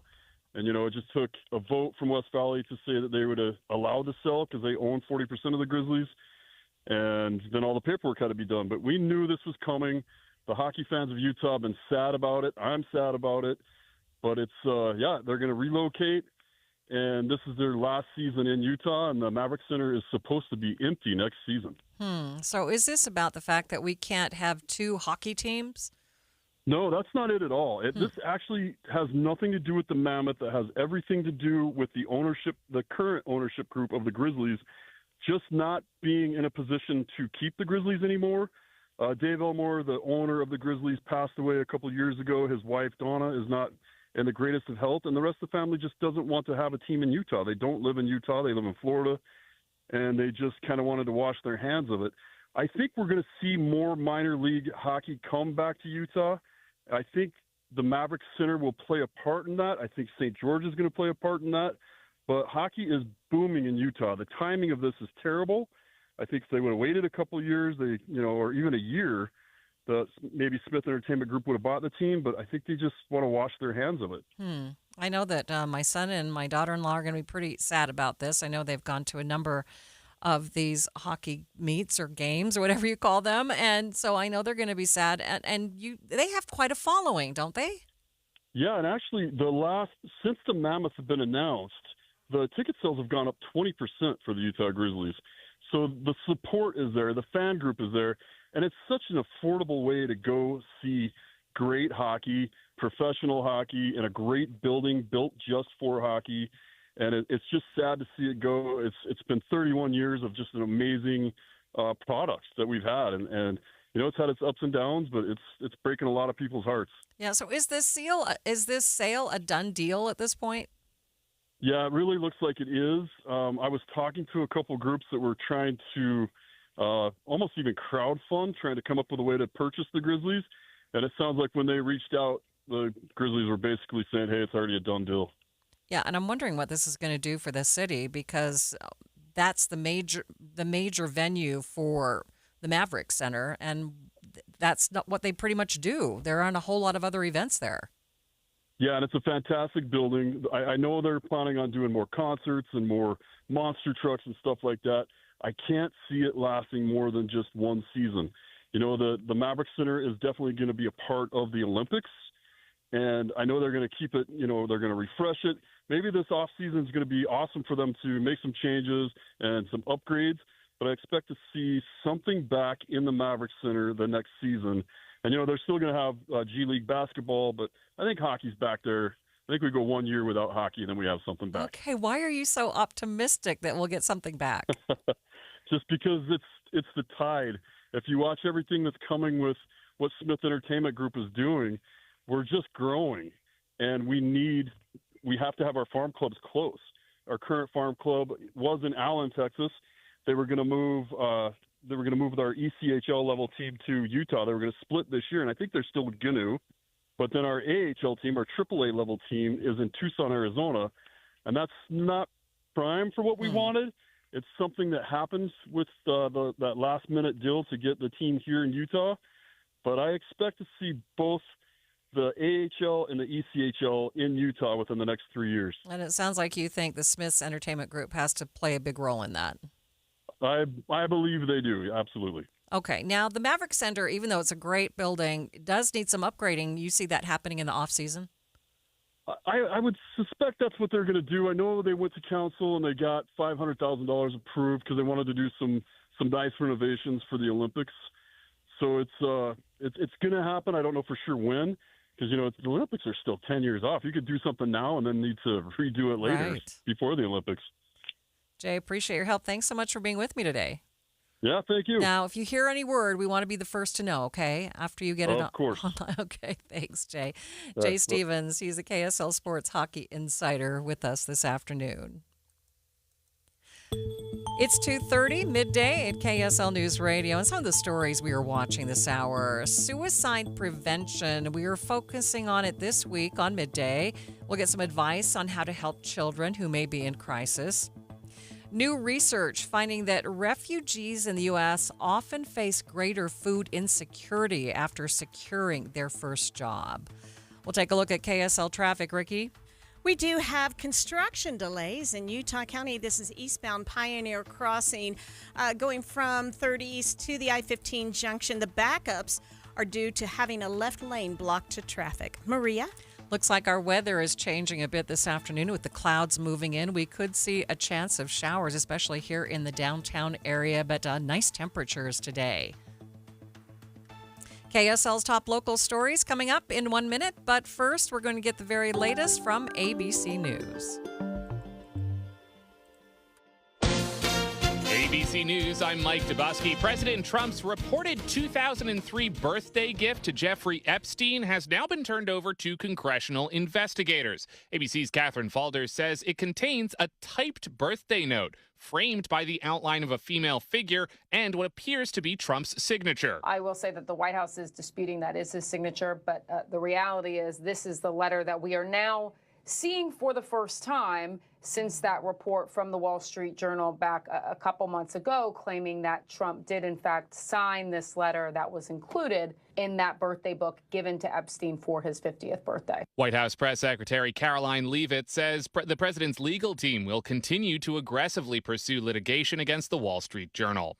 Despite overtures from the Trump administration warning of an immigration crackdown in Chicago, Illinois Governor J.B. Pritzker now says he hasn't received any federal support or coordination from the Trump administration. This is ABC News. KSL's top local story. An argument that turned into a fight on a quiet Sugar House street early Saturday morning became deadly when police say someone from one group fired shots at one of the others twice. Usman Dalal was taken to the hospital after the shooting near 13th East and 17th South, but died from his injuries. I want to reassure people that this is an outlier event. This is not something that occurs every day, and we're going to do everything we can to hold the people responsible, accountable, and we're going to do everything we can to keep the community safe. Salt Lake City Police Sergeant Miles Southworth says the alleged gunman, Cesar Gonzalez Juarez, turned himself into the South Salt Lake Police Department, claiming self-defense. He's been booked into the Salt Lake County Jail. A man who teaches classes to inmates at the state prison was arrested, accused of driving to the prison after having too much to drink. KSL News Radio's Randall Jepson has more. Prison workers say they could smell alcohol, and Benjamin Fillmore's eyes looked glossy when he showed up to teach a class. So they called the Highway Patrol, and the responding trooper, he noted the same issues in the probable cause document. The trooper then did a field sobriety test right there at the prison. Highway Patrol also noted that they have video footage of the instructor driving just before he entered the prison. He was booked into the Salt Lake County Jail. One of the companies involved in the so-called Utah Cookie Wars may lose their trademarks to pay their debts. KSL News Radio's Don Brinkerhoff explains. Dirty Dough expanded rapidly, using phrases like "life gets messy, it's what's on the inside that counts," and using pictures of a layered cookie missing a bite. But now those may be in danger as the company faces lawsuits alleging it owes more than $2 million in debts. Salt Lake Tribune reports a judge has ordered the Utah County Sheriff or a constable to seize Dirty Dough's trademarks and copyrights in order to sell them and pay some of those debts. Dirty Dough's website shows more than 60 locations, but none of them are still here in Utah. New details have been released for the USA Climbing headquarters building plans in the Rio Grande district of Salt Lake City. KSL News Radio's Brianna Willis has more. New plans for the building would require USA Climbing to get an exception to the city's building height requirements. BuildingSaltLake.com reports there is not a specified height for the building, but the current restriction is nothing over 75 feet. The 3-story building would include indoor and outdoor climbing spaces, a gym, office spaces, and rooms for physical therapy and training. They also plan to operate as a commercial climbing gym in the off-season, despite outcry from other local gyms. Brianna Willis, KSL News Radio. Your money at this moment. The Dow ended the day up by 114 points. That's about 0.25%, sitting at 45,514. S&P 500 up by 13 points. The NASDAQ ending up 98 points. Traffic and weather, it's brought to you by Mountain America's My Style checking account. Ricky? A problem-free drive on all the Valley freeways. We still have a closure in Midvale, but it looks like they're close to opening up the road. Northbound State Street at 7800 South. Hopefully that direction will be open any minute now. And construction delays. A left lane blocked. This is eastbound Pioneer Crossing as you're approaching 3rd East, and that is causing delays. From system install to fast fixes to deliver award-winning heating, cooling, plumbing, and electrical, call Whipple Service Champions for the win today. Ricky Meese in the KSL Traffic Center. Slight chance of showers lingering for most of the week. The high today and tomorrow, low 80s and then into the 70s for the rest of the week. And it looks like by Friday, 75 degrees for a high. Right now, 80 degrees at the KSL Common Spirit Health Studios. The sources where we get our news matters. When you listen to Utah's Morning News, we want you to feel the stories are important to you and trustworthy. This is Amanda Dixon. And I'm Andy Farnsworth. Join us weekday mornings on KSL News Radio. This Friday from 10 to 1, the movie show comes to Sound Sleep. But first, take time to learn about a better night's rest. Sound Sleep delivers oral appliance therapy that treats sleep apnea without the use of CPAP machines. They're professionally fit, warranted, and covered by most major medical insurance. End the days of a poor night's sleep. With offices from Clearfield to St. George, Sound Sleep will help. Call Sound Sleep at 801-716-8672 today. You're listening to Leaf Filter Radio, and the guru of gutter protection himself, Chris Coonahan, is here to take your most pressing leaf-related questions. Hey, everybody, Chris here. I understand we have Ron on the line. Ron, where are you calling from? Uh-oh. Ron, are you calling from a ladder? Well, I was. I wanted to ask Chris what I need to do to get my gutters ready to have Leaf Filter installed. Oh, Ron, you don't have to do anything. A Leaf Filter Trusted Pro will come out and clean out your gutters, realign and seal your gutters, and install Leaf Filter, America's #1 gutter protection system. So I didn't need to get on this ladder? Ron, Leaf Filter Trusted Pros are in your neighborhood and ready to help. Just visit leaffilter.com/deal to schedule your free gutter inspection and get up to 30% off. Thank goodness. What was that site? That's leaffilter.com/deal for your free gutter inspection today. See representative for warranty details. Promotion is 20% off plus a 10% senior or military discount. One discount per household. Don't let the wrong gear ruin your time in the field. Upgrade your arsenal with premium brands at great prices during the Shields Hunting Sale event now through September 14th. Score free tax stamps for suppressor purchases over $5.99 and save big on Sitka, Lucky Duck, Shields Outfitters, and shot shells from the top brands. Join the community of hunters who trust Shields experts to outfit their adventures and get more bang for your buck now through September 14th at Shields. You were listening to Midday. I'm Maria Shilaos. September is Suicide Prevention Awareness Month, but the problem is not unique to adults. According to the World Health Organization, suicide is the third leading cause of death for people ages 15 to 29. Globally, they estimate that 1 in 7 preteens and teens experience mental health conditions, but many are largely unrecognized and untreated. I spoke to Dr. Kyle Smith, a child psychiatrist from the Children's Center Utah, to get some clarity on the unique mental health challenges children tend to see. So at the Children's Center Utah, we work with infants, toddlers, preschoolers, and their families and caregivers, so young children ages 0 to 6. Our focus is on preventative services to ideally reduce the risk for higher acuity presentations later in life, such as depression with associated suicidal ideation. Oftentimes with the younger children that we're working with, we encounter difficulties associated with aggressive behavioral patterns or patterns of difficulty with communicating their needs. So what are some of the signs that children might be considering suicide? So the main point that I would emphasize for parents and caregivers is that if something seems different with your child, check things out. Don't worry alone. You can start with open-ended questions such as, are you okay? And then ask specific questions thereafter if you're not getting a direct response. But if something seems out of the ordinary, it's okay to, you know your child best as the parent or caregiver. It's okay to check out what's going on. What kinds of resources are there out there for kids? There are a number of resources out in the community. One resource that I would especially emphasize from the context of crisis prevention or crisis intervention is the 988 hotline. That's a phone number that you can dial, 988, that will connect you with crisis services locally. You can also chat to 988. Another resource is the Safe UT app that often students hear about in their school placements.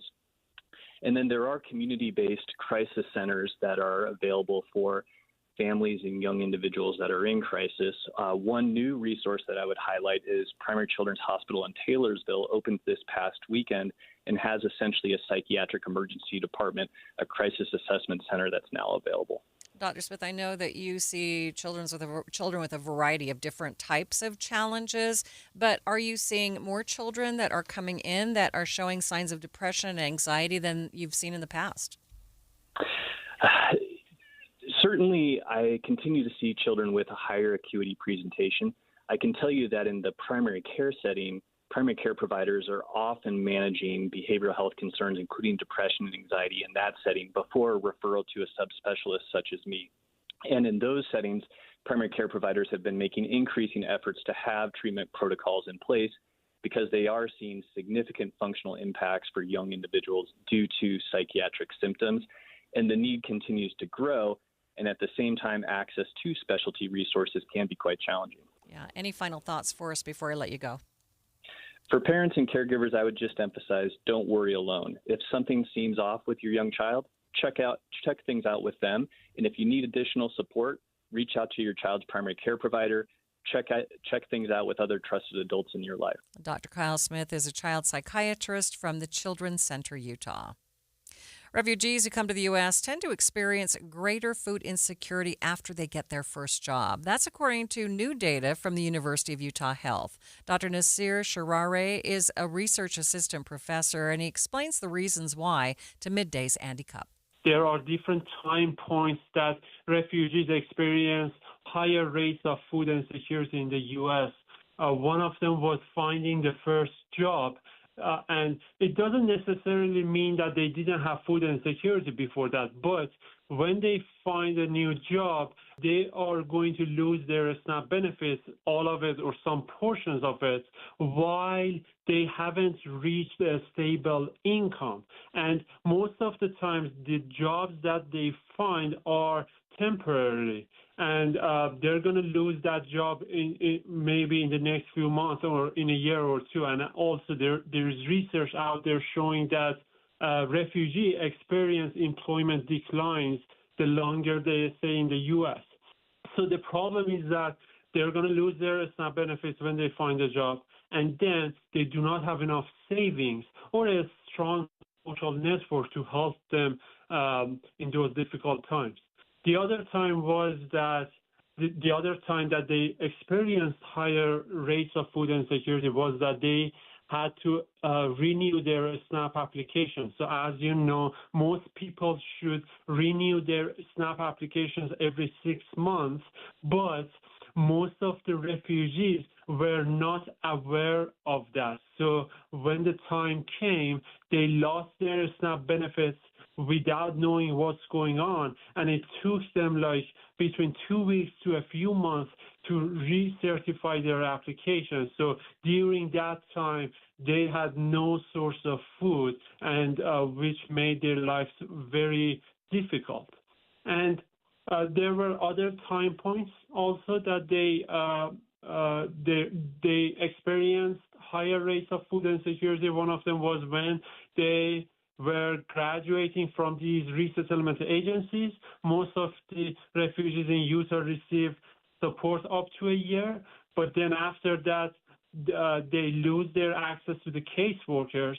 So it's with the language barriers that they have, it makes it difficult for them to access resources and get help.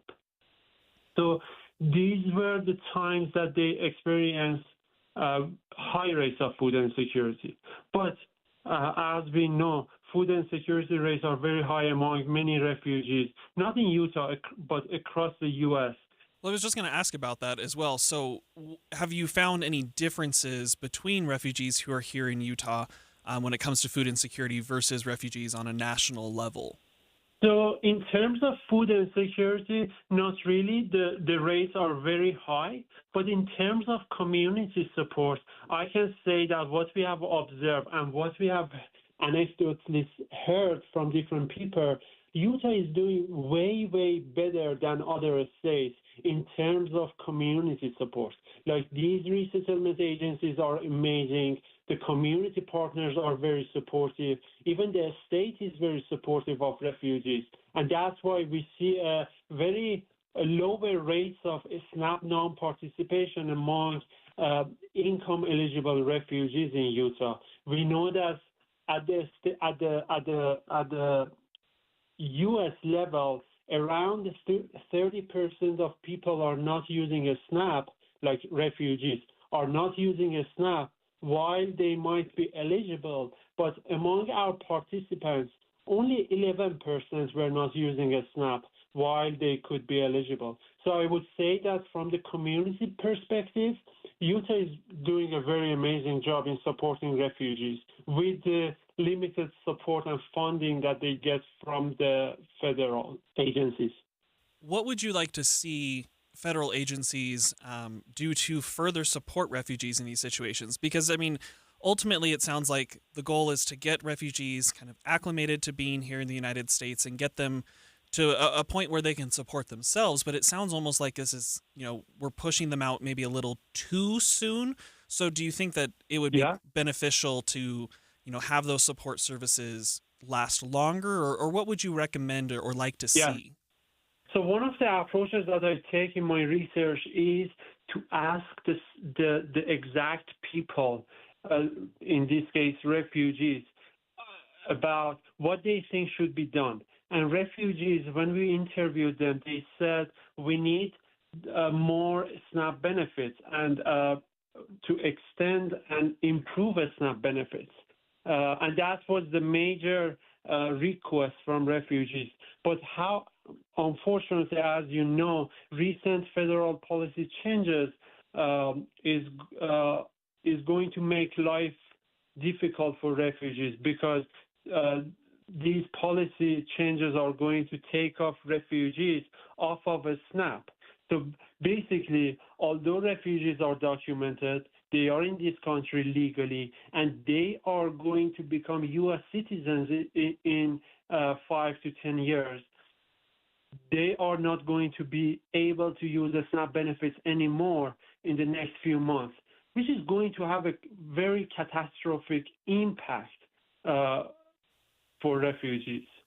So unfortunately, although they ask to improve and extend the SNAP benefits, it's actually going to get worse. Dr. Sharare says that refugees he spoke with also asked for more information, saying language barriers make it difficult for many refugees to fully understand the processes and the kinds of benefits that they're able to receive. Midday continues in just 60 seconds. What's up, everybody? I'm Mike Wilson with Any Hour Services, and if you have a drain that's clogged or backed up, after you've tried the plungers and products, the next step usually involves some kind of drain snake or cabling equipment.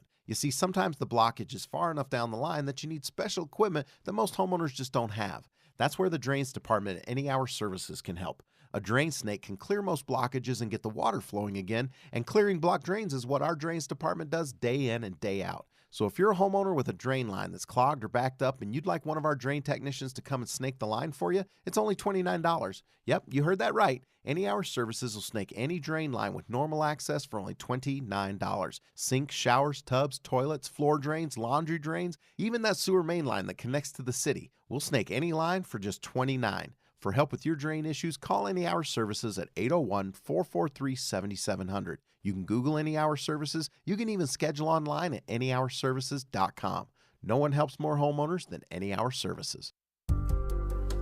Paying kids to stay off their phones. It's a newer trend that parents around the country are taking part in as they try to keep their kids off the screens and in reality.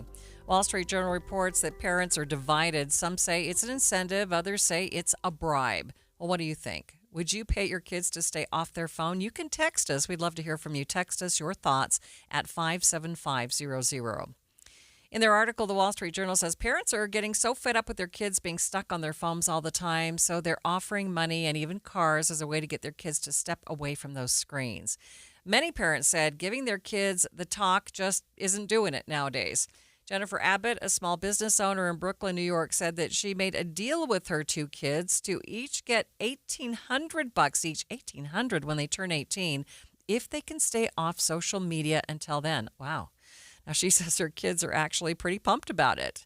Okay, I didn't have this problem because my kids didn't have so much social media back in the day, but I know that I kind of did bribe them with reading with the Pokemon cards, but it's just a little bit different, isn't it? This morning on Inside Sources, hosts Holly Richardson and Greg Skordas each had their own thoughts on this idea.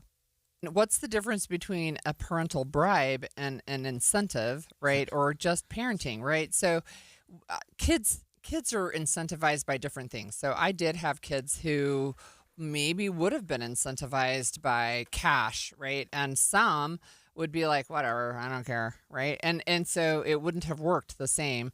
But we never really paid allowance in our family. We had a couple of reasons why. One is we didn't have a lot of extra money sitting around to parcel out. But the other one is I didn't want the kids to feel like they had an expectation to always be paid for everything, even though part of it was just being part of a family, right? So when it comes to social media, it's just interesting, right, the approach that some people are taking trying to keep their kids off of it. Yeah, and it's difficult for kids when you go to school or you're out in the playground and your other two friends are on their apps or looking at something or talking on the phone or sending texts, and you don't because your parents have incentivized you not to. So that does give you more reason to have that. I mean, looking back, I wish we had been more proactive in keeping our kids off cell phones early and social media at a younger age.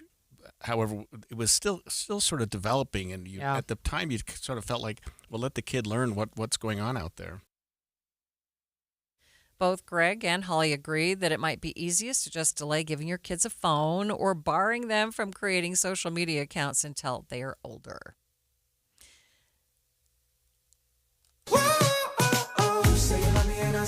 All right, what do you think of that song? Sounds like it could be catchy, right? It's 100% AI. After the break, we'll have a discussion on using AI to create music, both its pros and its cons. But first, KSL Traffic gets brought to you by Mountain America's My Style checking account. Ricky? Very good news for Midvale drivers. All directions of and all lanes are open on State Street at 7800 South. The crash that caused the closure has been completely cleared. If you're going to be traveling any of the Valley freeways, right now we're seeing pretty good speeds with just one spot seeing some busy traffic. That's northbound I-15 passing 6 North. Common Spirit hospitals, clinics, and caregivers, all connected to advanced health care in Colorado, Kansas, and Utah. Healthcare with Human Kindness is here. Hello, Human Kindness. Ricky Meese in the KSL Traffic Center. More than 50 million Americans suffer from a form of mental illness. And Utah isn't immune, with nearly 1 in 3 people dealing with anxiety, depression, or another form of mental illness. But there's hope. we can all take action to keep ourselves and our loved ones safe. That's why KSL has teamed with the Huntsman Mental Health Foundation to bring you hope and help you thrive. It's Healthy Mind Matters. Find out more at healthymindmatters.com. Join KSL, the Utah RV Super Show, Thursday, September 11th from 3 to 5 at the Mountain America Expo Center. Unplug from distractions, plug into family at the Utah RV Super Show. So my mother is thinking of switching from Verizon to Pure Talk, but she's worried the deal sounds too good to be true. Michael, she said, how can those Pure Talk people offer me the same basic service as Verizon for so much less money? I said, Mom, go ask Google how much Verizon spends on advertising and promotion. A few seconds later, my mother said, oh my goodness, $12 billion a year? That must be a typo. I'll tell you what I told my mom. It's not a typo. Verizon spends $12 billion a year on advertising and promotion, and their customers are paying for it. Well, Pure Talk doesn't spend that kind of money on commercials. Trust me, I would know. Consequently, they can offer you and my mother unlimited talk, text, and plenty of data on a blazing fast 5G network for just $25 a month. Dial pound 250 and say the words Mike Rowe, and you'll get an additional 50% off your first month. That's pound 250 Mike Rowe. Pure Talk, everything you need and nothing you don't. Jim Jr. here from RGS Exteriors. I want to tell you about our famous "You don't need a warranty" warranty. That's right, it's a warranty you don't need, but we give it to you anyway. Let me explain. Most warranty problems for siding, gutters, and windows are caused by not installing stuff right in the first place. If you rush the work, cut corners, or use subpar materials, you're just begging for problems later. At RGS Exteriors, we don't tolerate careless workmanship. We slow down, focus on every detail, and use only the best materials. We prevent warranty work by doing the job right in the first place. That's why the 10-year everything guarantee we give you is also known as our "You don't need a warranty" warranty. We absolutely will be there if you need to use it. But honestly, you probably will never have to. Done right the first time. That's the RGS way. For siding, gutters, and windows, call 801-280-3110 or visit us at rgsexteriors.com. This is Midday. I'm Maria Shilaos. Artificial intelligence is changing the face of many industries, including the music industry. As your kids scroll on TikTok and Instagram Reels, they've probably heard a few AI-generated songs. Several have been trending in recent weeks and months. Mike Johnson with Digital Media Arts Center SpyHop tells KSL News Radio's Josue Sanchez AI comes with both pros and cons for music creators. I think that we tend to hyperfixate on the negatives. And those negative aspects are very real things, and like people are affected by that.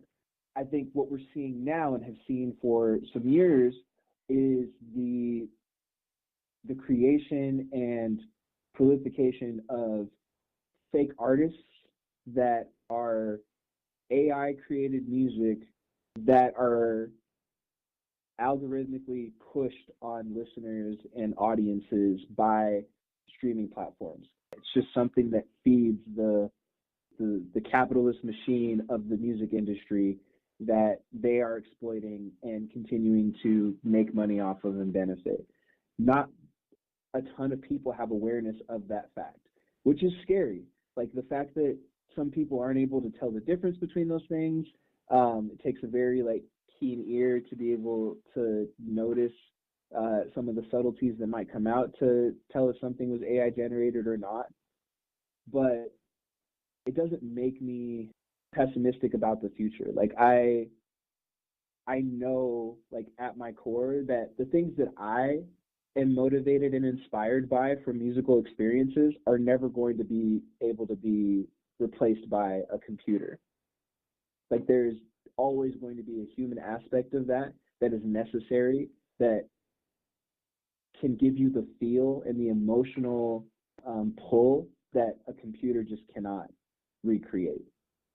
Will that change as time continues to go on and AI continues to get better at reproducing these things and gains more information and has more knowledge that it's built upon? Who knows? Possibly yes. But it's still never going to be able to go on stage and perform that thing. I'm not going to be excited by watching an actual robot playing a drum kit like I am watching a human being spaz out on a drum kit. Like that's something that will always wow me and will always be an inspiration to me that then in turn feeds my personal interests and curiosities that inspires me to then go create something. Director of the Music Library at the University of Utah, Lisa Chofty, says as AI grows, it should be included in music education as a tool. She says that while it comes with some issues and concerns, it also allows creators to collaborate in different ways. So musicians who may not have a lot of connection with the music industry, may not have a lot of support through funding, can experiment with AI as a creative partner that can assist them in generating melodies, for example, harmonies, and lyrics. So it could be a collaborative tool that's a positive for enhancing their work in a creative fashion. So this democratizes music creation, but it could also raise questions about artistic authenticity. So when you create a musical work, is it really just yours if you're receiving assistance from AI? So related to that, in terms of just performance and audio enhancement, so AI can improve audio quality in a number of different fashions. It enables real-time pitch correction, can recreate artist voices, but then there's also the possibility of using it for deepfake technology, which we've seen in various platforms, how that can be extremely negative if you have to wonder who is really speaking at this point. Yeah, both say if artists use AI, they should be transparent about it. Jeff is here. Jeff Kaplan's Afternoon News is next. Have a great afternoon. KSL FM Midvale. KSL Salt Lake City. From the KSL Common Spirit Health Studios, this is KSL News Radio. Utah's news, traffic, and weather station. Good afternoon. It's 3 o'clock at KSL News Radio. I'm Jeff Kaplan. 82 degrees, and there is one little thunderstorm cell over Salt Lake City right now. KSL News Time, 3 o'clock. Our top story this afternoon. Parents are sounding the alarm about new software that schedules the school buses in the Davis School District. We have multiple reports, a safe way to school. Let's begin with KSL News Radio's Heather Peterson. She's live. Heather? Jeff, one parent in Layton tells me that even though she lives 10 minutes away from school, her 9th grader is being bused past the school to pick up and drop off kids in Kaysville. He gets home late. It takes 40 minutes to do a 10-minute drive from school. She says she also has a friend whose kid's bus didn't even show up at all on the first day of school. Chris Williams with the Davis School District says they had to move to a new bus routing software over the summer, and they didn't realize there was a problem until the first day of school. Students were getting to school late and getting dropped off at home late. And so when we started getting phone calls from parents, of course, we did everything we could to rectify those as fast as possible. Williams says they apologize to parents for what's been a challenging time for them, and they hope to have things improved as they work out the kinks later this week. Reporting live, Heather Peterson, KSL News Radio. Meantime, in Riverton, parents say the long walk to school is putting their kids in danger. KSL News Radio's Eric Cabrera continues our team coverage. Some Riverton elementary students face up to a 5-mile round-trip walk every day, crossing busy 126 South without a crossing guard at one key intersection. For an adult, it's a 50-minute walk on that safe walk route. 2.4